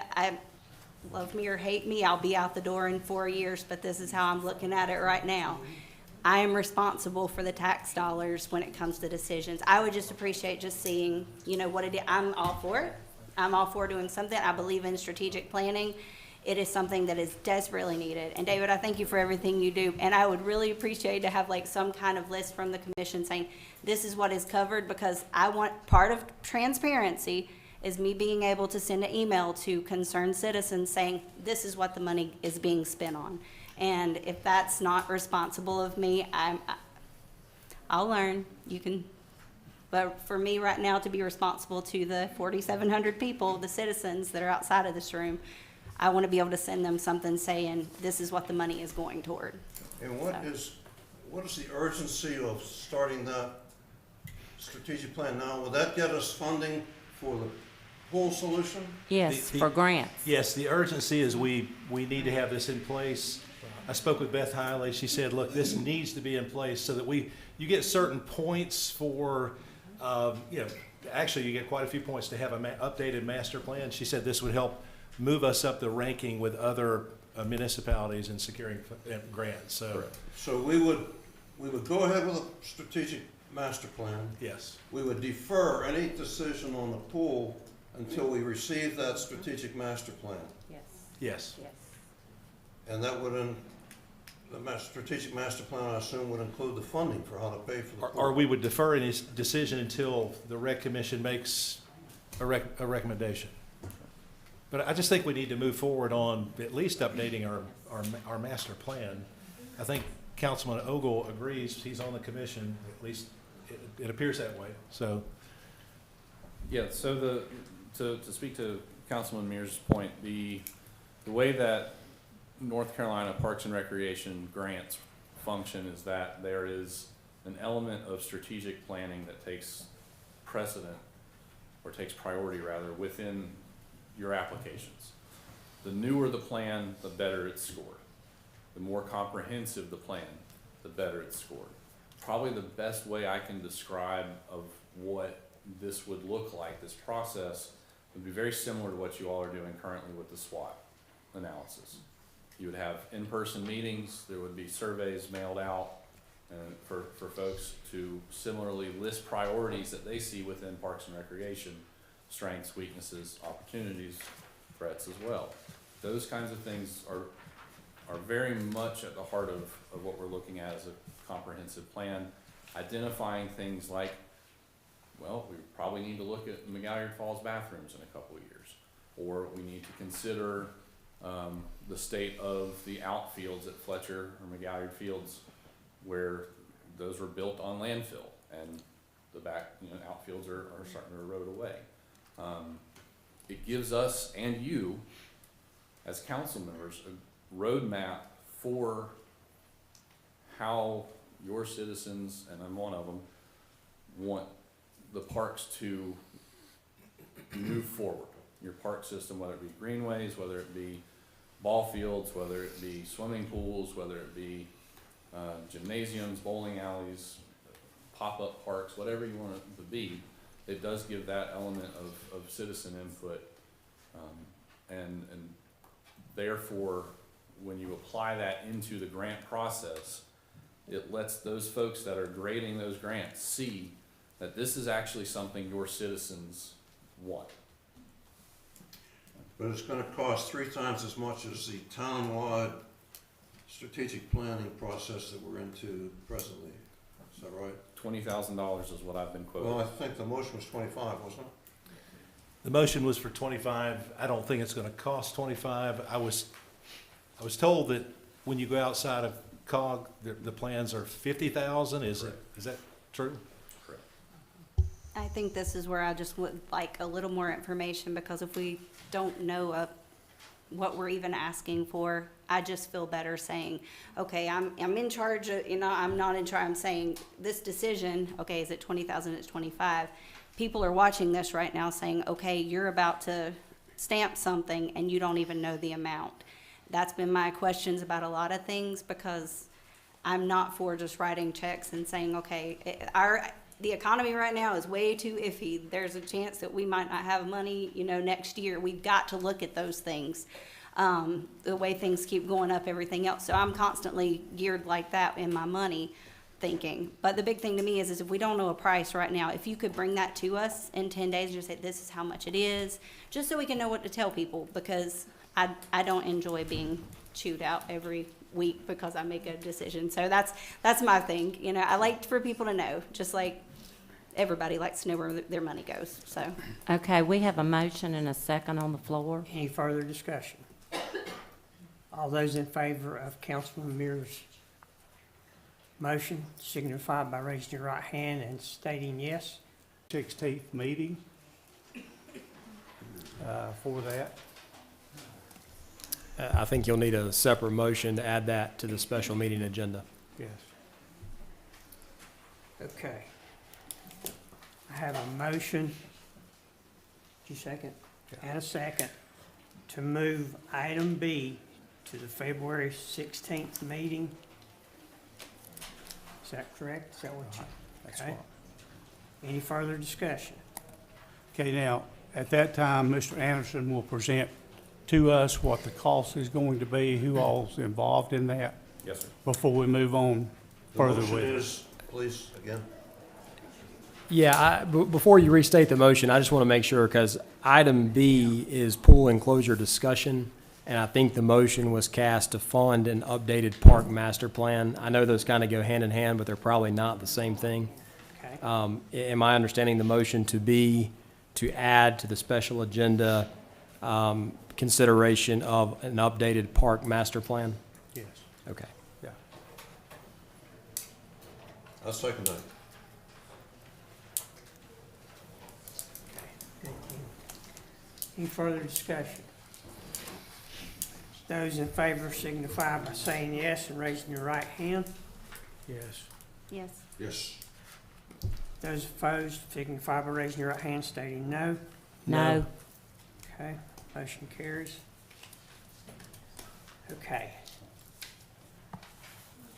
Before you sit down, do you need any further action on proceeding with the pool at this time, as far as removing the cover and getting things back up to where they should be? No, sir. Okay, good deal. Thank you, David. Thank you. Okay, council. Item C, Public Safety Building, Mr. Weichel. Good evening. All right, so the pre-agenda meeting, we presented to council a few options, direction to go. I was directed to put together an RFQ for a full renovation, so that's what I've done. I think it's in your agenda packet. So we really don't need any action on this. We did talk about a resolution, but this process does not require a resolution. But I guess it's on here so that we can go ahead and get the final word to move forward with the RFQ process, which will help us to retain an architect. The committee will review all the qualifications that are submitted to us. Hopefully we get a lot. I know for the new public safety building. We ended up getting about 30 firms that submitted, so hopefully we can get that many again, but we'll shoot for that. I think on the RFQ, it mentions mid-March as the final submittal date for those. So at that point, council will have to figure out what committee they want to review these. So we got a little bit of time still, but once they come in, we'll have to get that committee reviewing those statements of qualifications. Okay. Any So questions for Mr. what White? committee are you talking about? Did you say committee? Yeah, we have to have some type of committee to review the submittals from the architect firms Okay. to pick like the 3 top qualified, Mhm. and then they start the interview process to interview those firms. And then they pick the top firm from there, and then the town can negotiate pricing and hopefully bring a contract to council. Mr. Mayor, I think what I heard, he doesn't speak quite as loud, and maybe I don't hear it quite as well, but there was a request for quotations, a request for qualifications attached to the agenda package to go out to architectural and engineering firms and ask them and seek them to submit proposals to be considered to do a complete evaluation and design of the repair and renovation of the public safety building. Is that correct? Correct. All right. What I would like to do, I'd like to make sure we keep these things tracked and trackable. I would like to put that in the form of a motion that we do that, and that we advertise this RFQ in Charlotte and Raleigh-Durham area, in addition to any other advertising you would normally do, to make sure we get across the state. We've had a couple bad experiences with architects from our local advertising, so that would be, my motion would be to proceed with this recommendation from the staff, that we go out for RFQs for these architectural firms, and that we advertise them in whatever all the normal ways are, plus in Charlotte and the Raleigh-Durham area. Yeah, we can advertise it on the state procurement website. Do we have a second?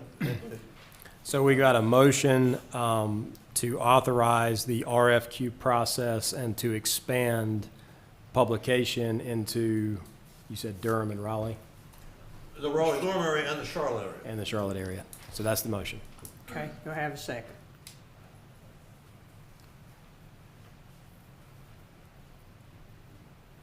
So we're just, what you're saying is it would just be expanded, so we're doing the same thing, we're just expanding what we would normally be looking at. Yeah. Second? Okay, any further discussion? Now what, I'm sorry. let me ask, what were you saying about the state procurement website? Well, if we use that, it goes across all firms that are registered on the state site. Okay, so it does that anyway? It'll reach across Is that the what whole we're state. saying? It will reach Yeah, across that's the whole what state? we can do. We can And go that's that what, route if you want. okay. Is that what we usually do? Not typically, but Okay. if council prefers, we can do that. Okay, And that will reach everybody that Councilman Harvey's talking about.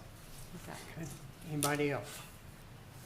Those in favor signify by saying yes and raising your right hand. Yes. Yes.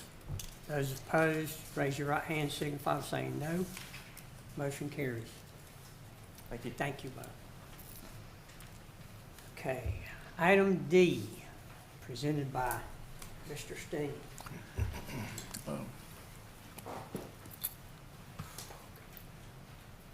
Thank you, Mr. Mayor, members of council. We spoke with you a couple of weeks ago about options. What I would ask is that the council direct us one way or another if they want me to initiate some ads and see what kind of response we get back, or if you would rather go some other route, maybe with a consulting firm and going through the process to identify and contract with a consulting firm. Just let me know one way or the other, please. Okay, Thank you. council, questions? I'll just comment,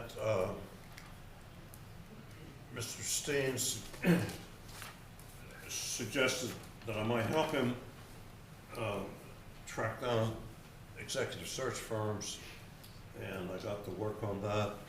I work cheaper than anybody does, actually. But at any rate, I have so far received 2 proposals from executive search firms, and I'm expecting 2 more. And I would expect that before the next meeting, which is now going to be February 15th, February 16th, we'll have at least, for 2 for sure, hopefully 4 or 5 search firm proposals to share with the entire council. And I think when you see those, when the council sees those, it'll be clear that I think we'll come to the same conclusion that this is the way to go to get the most thorough search done, and hopefully in the quickest time, because they're talking about 4 or 5 months, which is about as good as you can do under any circumstances. Anyone else? Thank you, Brian. Thank you. Mr. Mayor, if I may quickly, I think we still have item 6F from the consent agenda that was removed, hanging out there. And I think the intent was for someone to make a motion to table that until the special meeting that's been set. Just want to bring that before council. Thank you, Tim. I'll entertain a motion. Well, Go ahead. my intention was to, you're talking about item F, consideration of approval of contract for Old Rock School renovation? No, on the consent agenda, the one that was removed, 6F. Oh, I'm sorry. I think it just kind of got left and yes. never got addressed. Yes, thank you. Yeah.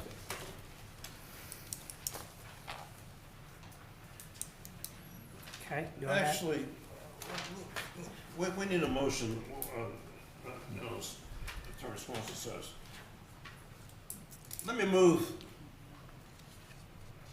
I think this will work. He'll tell us if it won't. I'd like to move that we postpone that item 6F, the ordinance declaring road closures, to the March meeting of the council. Because I know, for example, that the Streets Committee, which hasn't met for some time, will be meeting about the end of February. I think it's the Main Street Committee. They're meeting the end of February. And if we're gonna close Main Street, we ought to at least talk to the Main Street Committee about it, I think, as well as the merchants. So, and the first event on here is Independence Day. So I would like to move that we postpone this item to the March meeting. Yeah, I think the only comment I would make is this item will also appear on your special meeting agenda, which is fine. You can dispose of it on that agenda as well.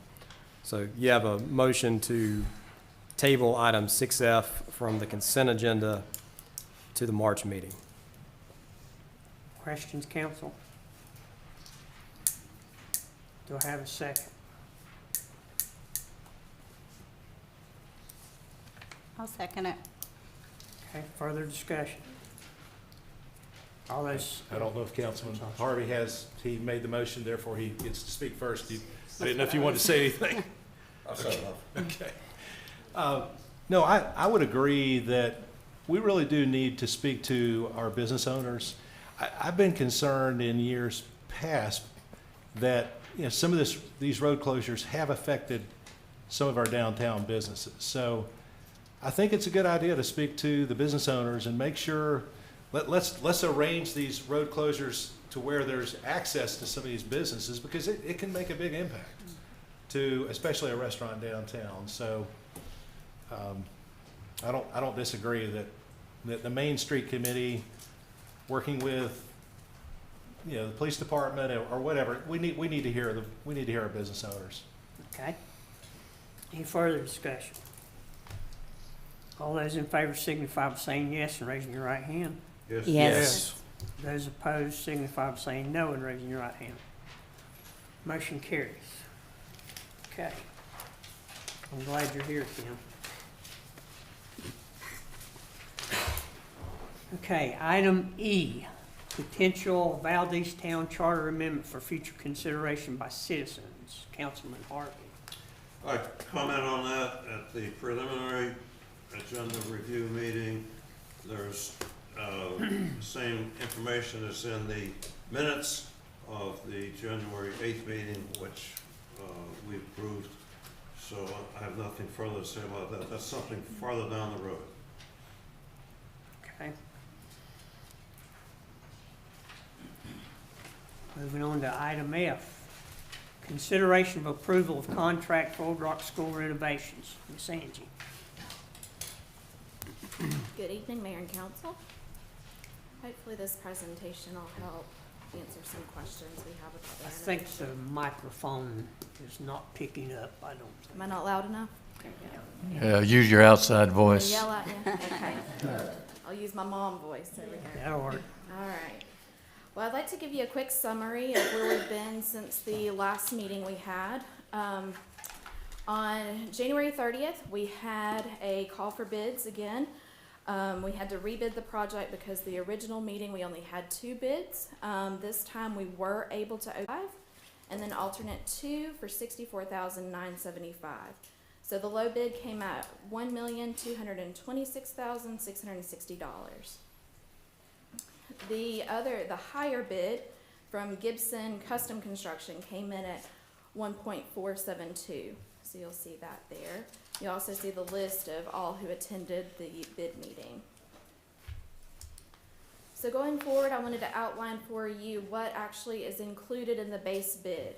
In the base bid is the front lobby renovation, the addition of a janitor's closet, concession area, a director's office corridor. So to explain that, that's connecting the elevator in the east side hallway with the front lobby. So instead of rerouting or having 2 ticket admission setups, we would now have 1. When you get off the elevator, it'd be an obvious route to go to get to the main entrance of the auditorium, to use the handicap entrance. Also, it would be the front lobby restroom expansion. Right now we have 2 single stalls. This would be expanding those restrooms into the adjacent office, adding 6 additional toilets. This also includes doors 1 and 9. Doors 1 is the handicap hardware on the door at the top of the stairs at the east side lobby area, hallway area. And then also the lower door, which is now an emergency exit for Dream Connections. If you're facing the back of the building, it's the lower entrance on the left side, which right now with the humidity and things, and adding HVAC. Councilwoman Ward mentioned that a little bit ago. The 3rd floor, we have had some issues with that. It's a waiting game. The local fire marshal says that we are too far from having occupants up there. I think we're at 187 feet, and at 187 feet to the nearest emergency exit, you're required to have 2 emergency exits. We have no option to add a second emergency exit. So that's the sticking point with that. And also, so what we've done is we have sent that off to the state fire marshal to get a review, because sometimes in historic buildings they do grant you some leniency with that. But due to the timeline of this project and the cost and where the cost came in at, we are looking at holding off on the 3rd floor option. So moving on to alternate 1. That includes the auditorium flooring, the house lighting, adding an ADA stage lift backstage, west side restrooms that will be renovated to match the front lobby restrooms. It'll also include improvements to the training and community rooms, room 137 and 139. And then also it will replace the rear entry doors on the back of the building. So there are currently 4. Base bid includes the 1. The other 3 also need to be addressed. The one on the east side of the building you can actually see daylight through. It's original. So they do need to be addressed as well. And then I have good news. Alternate 1A is the auditorium seating. And as we've mentioned in the previous meetings, grant funds cannot be used for the auditorium seating. But we have had a local donor who's come forward and underwritten the cost for the seating. So great news. Means I've got a lot of fundraising to do. But we're very appreciative of that generous donation. And then alternate 2 is for the 3rd floor restrooms. So you'll see the total project cost there at the bottom.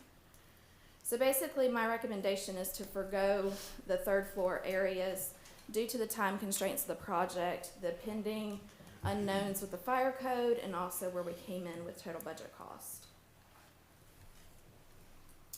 So removing the third floor office spaces and improvements there would save potentially $125,000 to $150,000.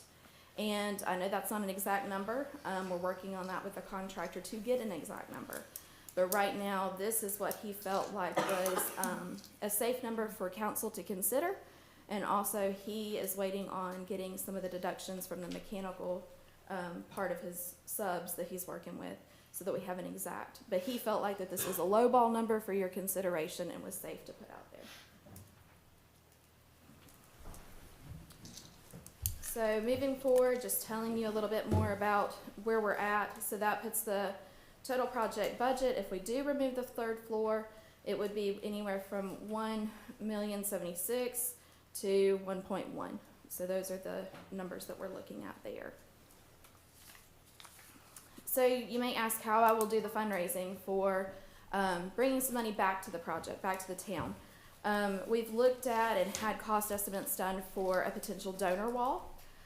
For the front lobby, this would offer 880 name slots that we could offer sponsorships for, whether it be a business, a family member, students of the Rock School. But it would really show the individuals who have built the Rock School. So the thought was to mirror what you see to the south, Mineral Springs Mountain, the mountain range, and bring that to the inside and make it more of an art piece, a list of names. Close-up of it and how the names would intertwine together. It would be three-dimensional, so to speak. It would be layers on the wall, so it would have some depth to it. So looking at this option, the fundraising that we could see is we could offer different levels, like whether you have like just simple black text would be $100 a name. Our bold listing could be $125, and then gold listings could be $150. And we could also offer business listings for $200. So these are some potential amounts that we could bring in during doing this project. Again, who would sponsor this? I see that many of the students who have gone to school there would love to see their name up there, kind of a roll call kind of thing.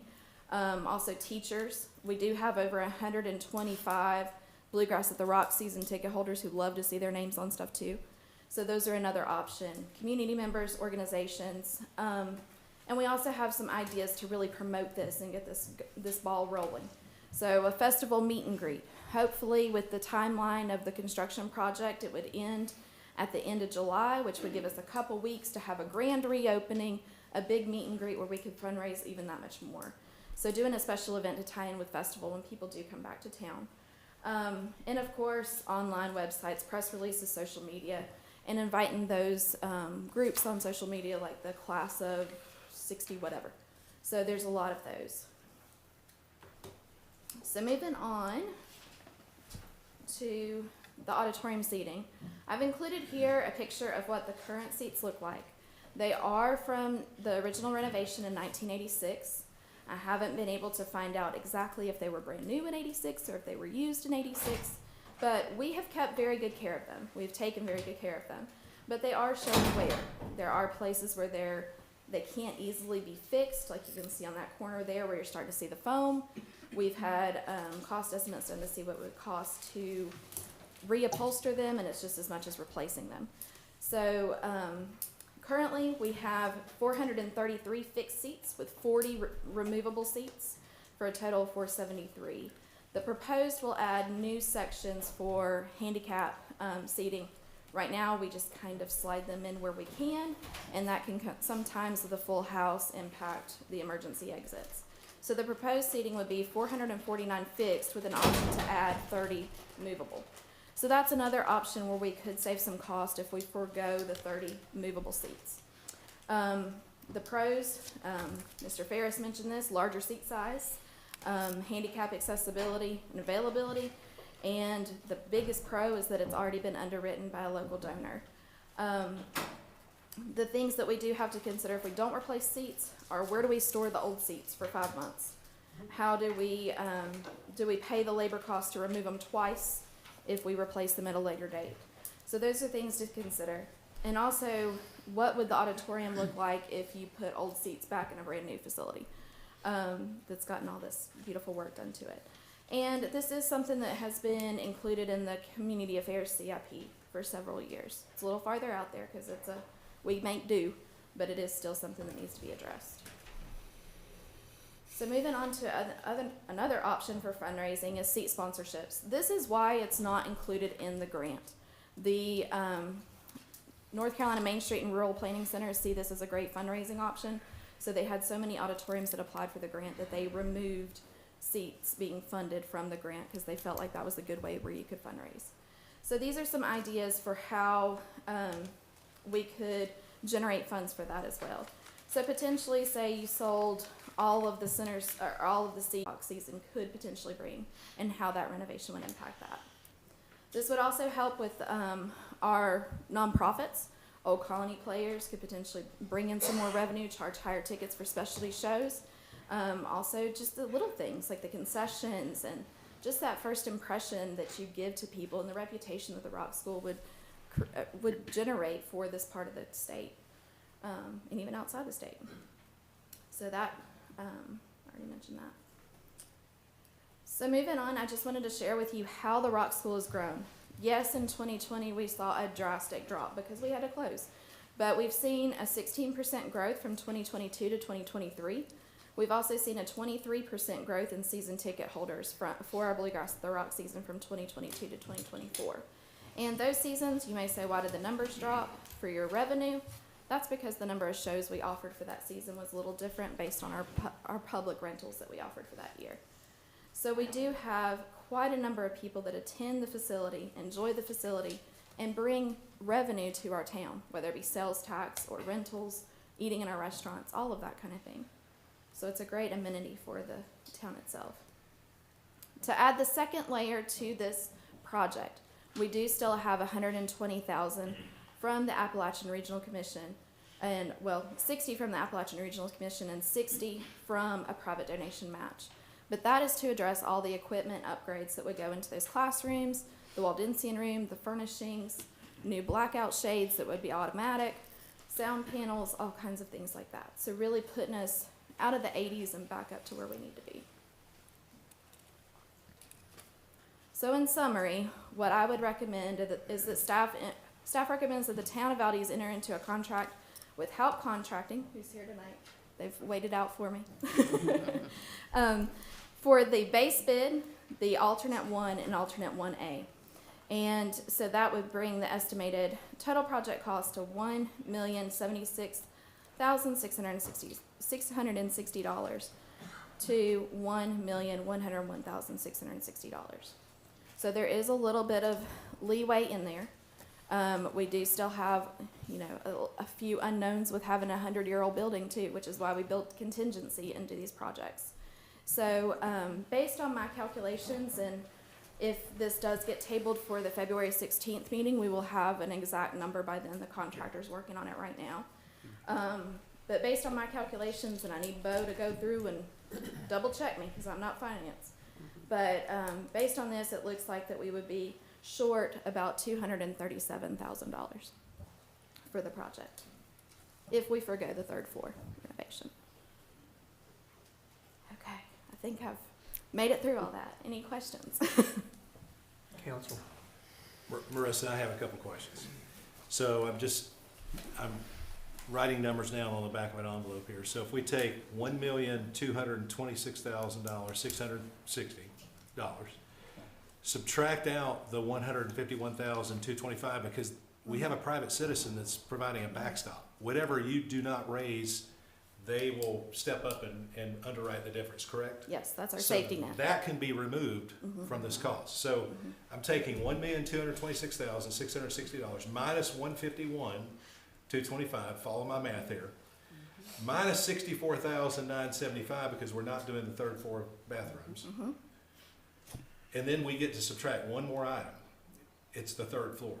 That's an undetermined number right now, the third floor 125 to 150 was as close as he could get me, but he Okay. felt like that was on the low end.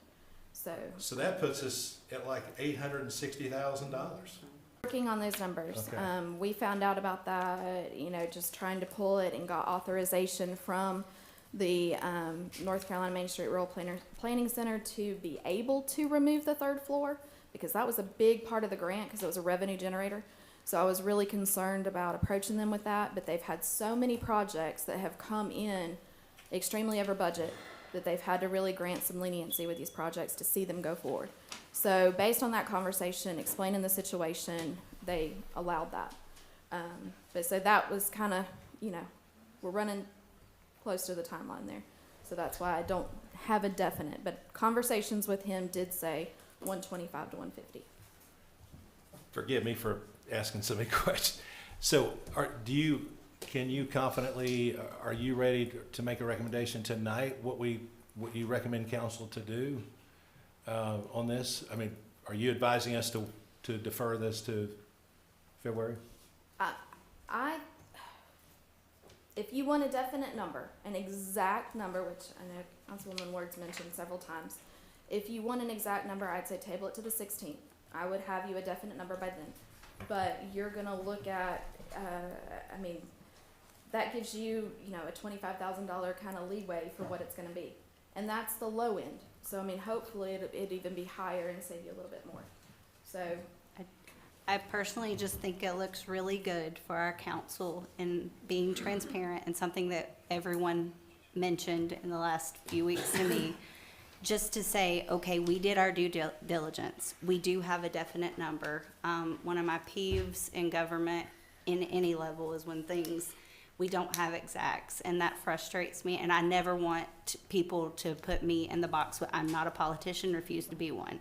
So I don't want to appear to be one. So when I ask for it, it's not to be a pain. I think it's phenomenal. You guys, both the Parks and Rec and you, coming up with ways to fund things to not put the burden on the taxpayer is absolutely amazing. I appreciate all your hard work. The presentations have been great tonight. Thank y'all so much.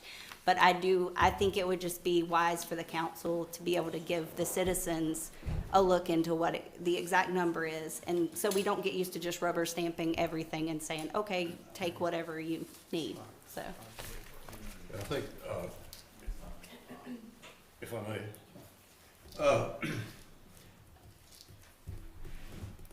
what Ms. Angie has presented is really a model of how we ought to be doing things in this town.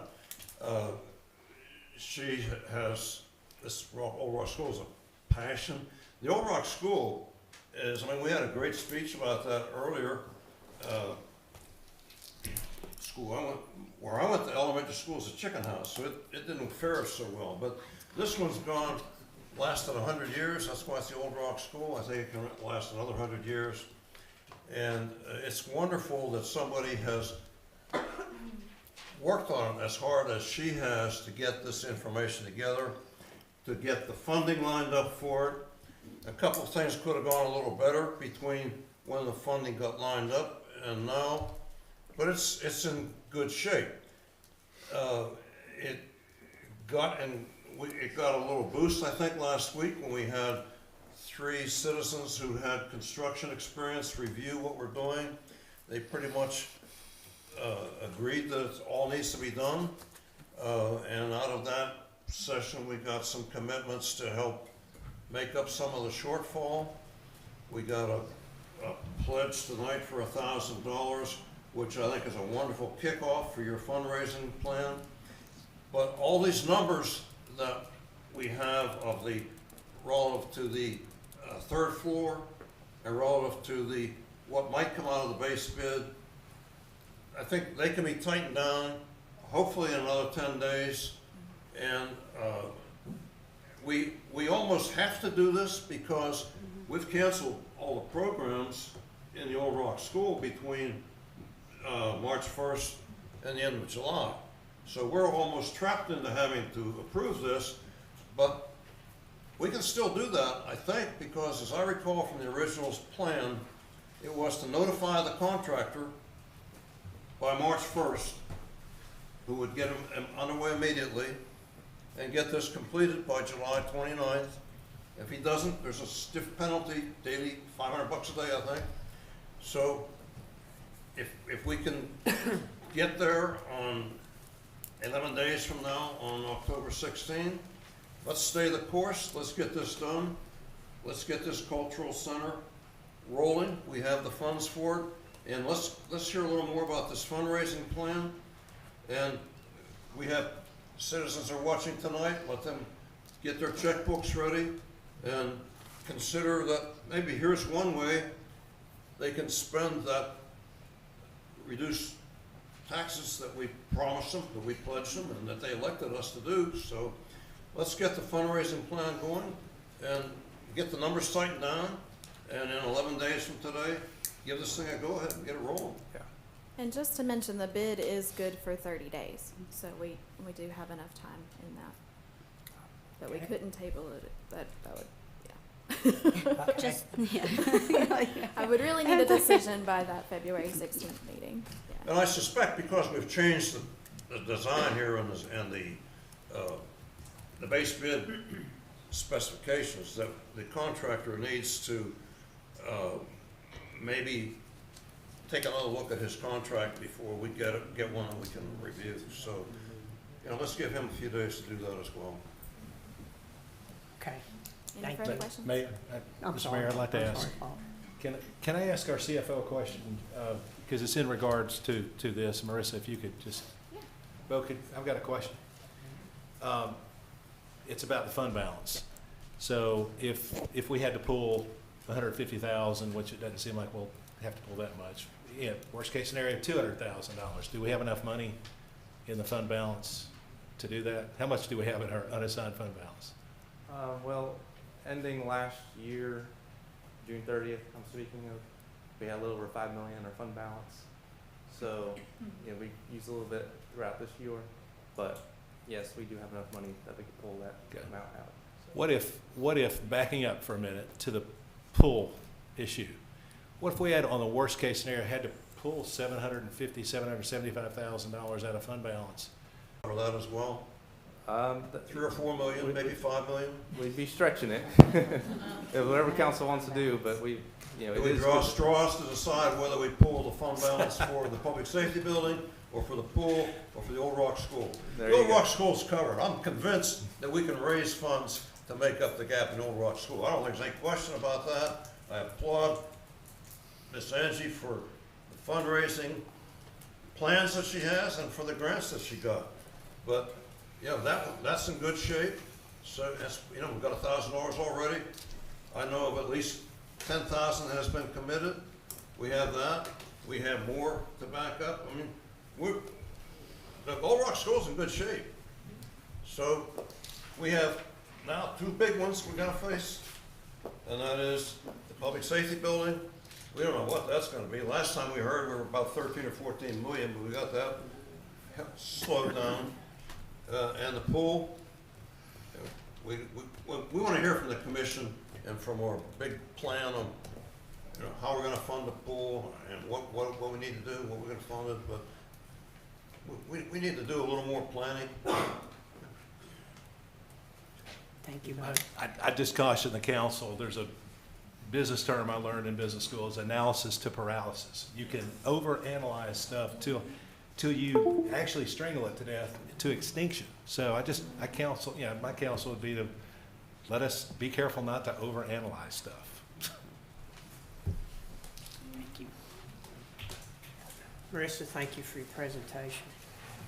Okay. Next item on the agenda, item 7G, fiscal year 24-25 audit proposals and approval for fiscal year 24-25 audit services. Mr. Weichel. All right, so at the pre-agenda we went over, I'm not gonna go into all the detail here, but we went over the structure of what the audit service is, what the contract covers. We reached out, I put an request for proposals out, we call it an RFP. A little different than RFQ process, but long story short, had a struggle trying to get these firms to give us a number. A lot of them aren't taking clients right now, so you can see the ones I physically reached out to instead of just posting it online. We only had 3 respond.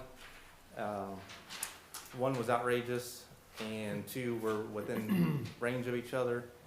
And so the recommendation would be to go with Loudermilk and Church. So what would happen at this point, if council gives the direction to proceed with them, then at the March meeting, we bring forth a contract for that $17,900 that they said for the first year there.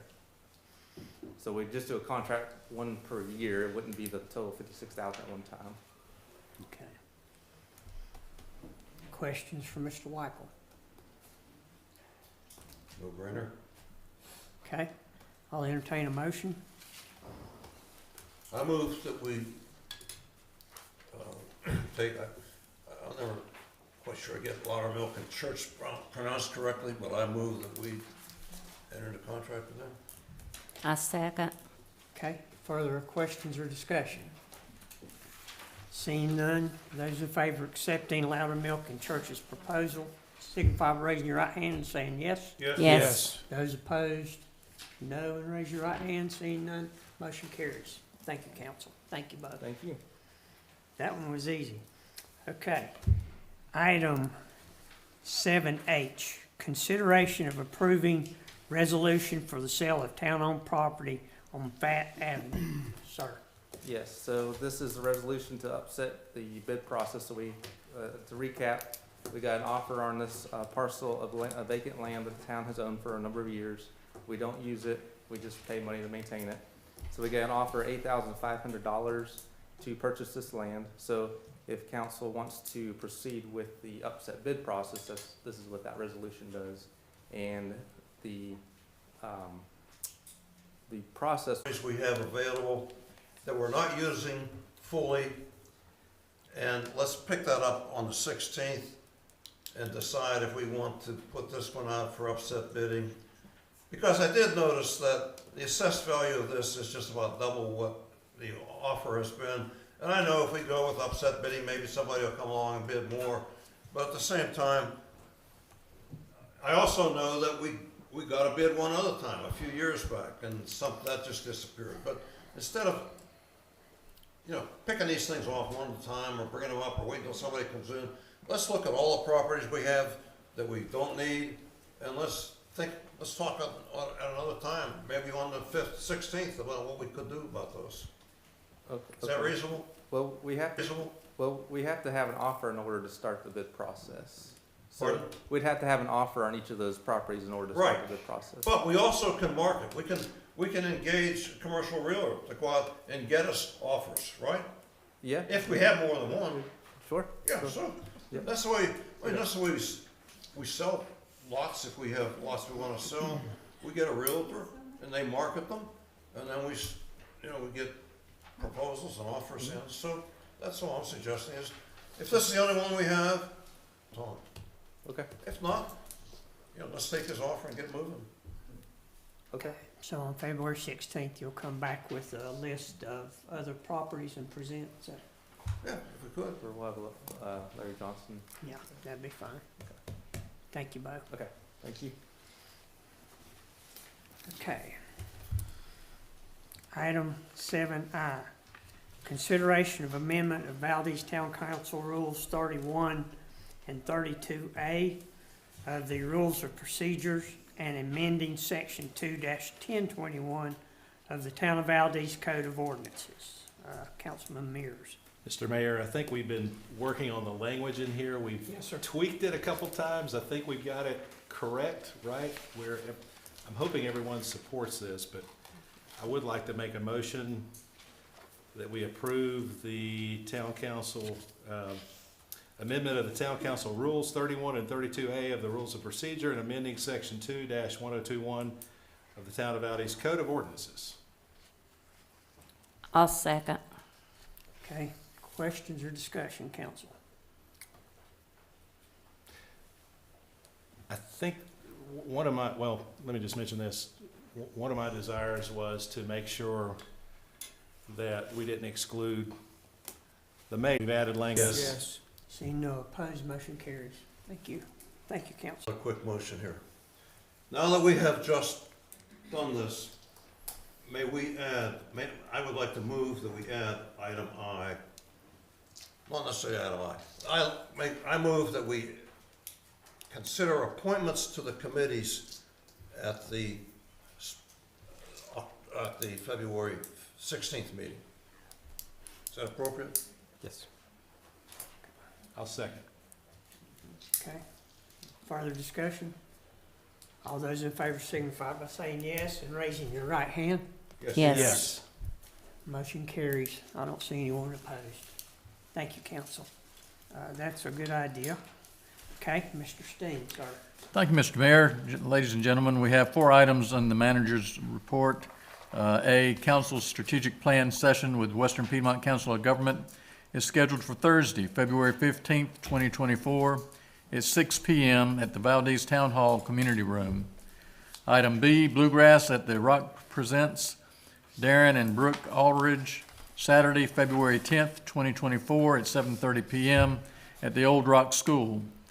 Item C, next agenda review council meeting is scheduled for Monday, February 26th, 2024, 6 p.m., Council Chambers, Valdese Town Hall. And item D, next regular council meeting is scheduled for Monday, March 4th, 2024, 6 p.m., Council's Chambers, Valdese Town Hall. That's all, sir. Thank you, sir. Okay, council, your turn. Council comments. Okay, hearing none, I have a couple. First of all, council, I forwarded you a application from a gentleman wanting to serve on the Facilities Committee, I believe is what you called it. I forwarded that to you this morning. I also have a question. Those folks that want to serve on the 3 committees, or any other for that matter, how do they get an application in, or who do they contact for that, to proceed to try to get appointed to those committees? The 3 new ones especially is the ones I've been asked about. My suggestion is that they simply notify the mayor or any council member that they would like to serve on these committees. The only committee that had sort of qualifications to it was the Facilities Review Board, which was looking for people with construction or construction management experience. But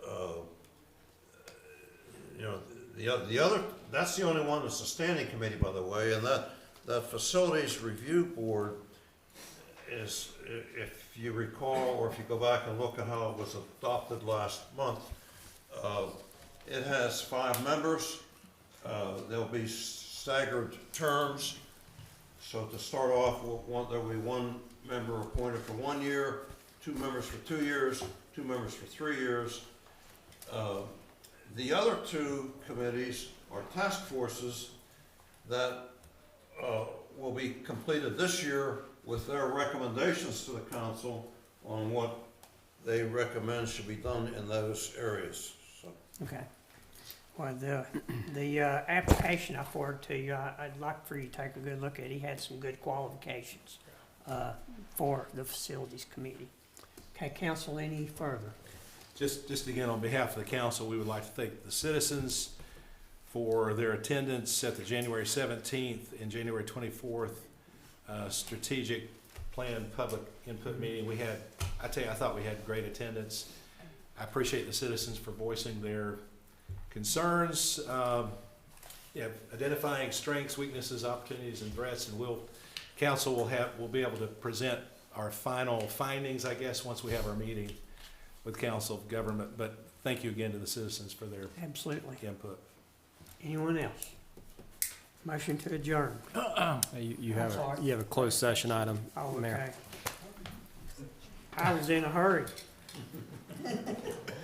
Past my bedtime.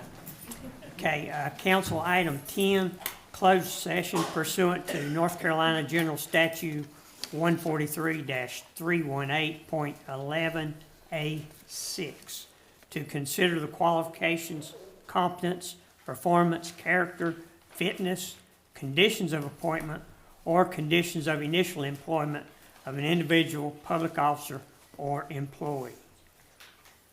Motion to go into closed session.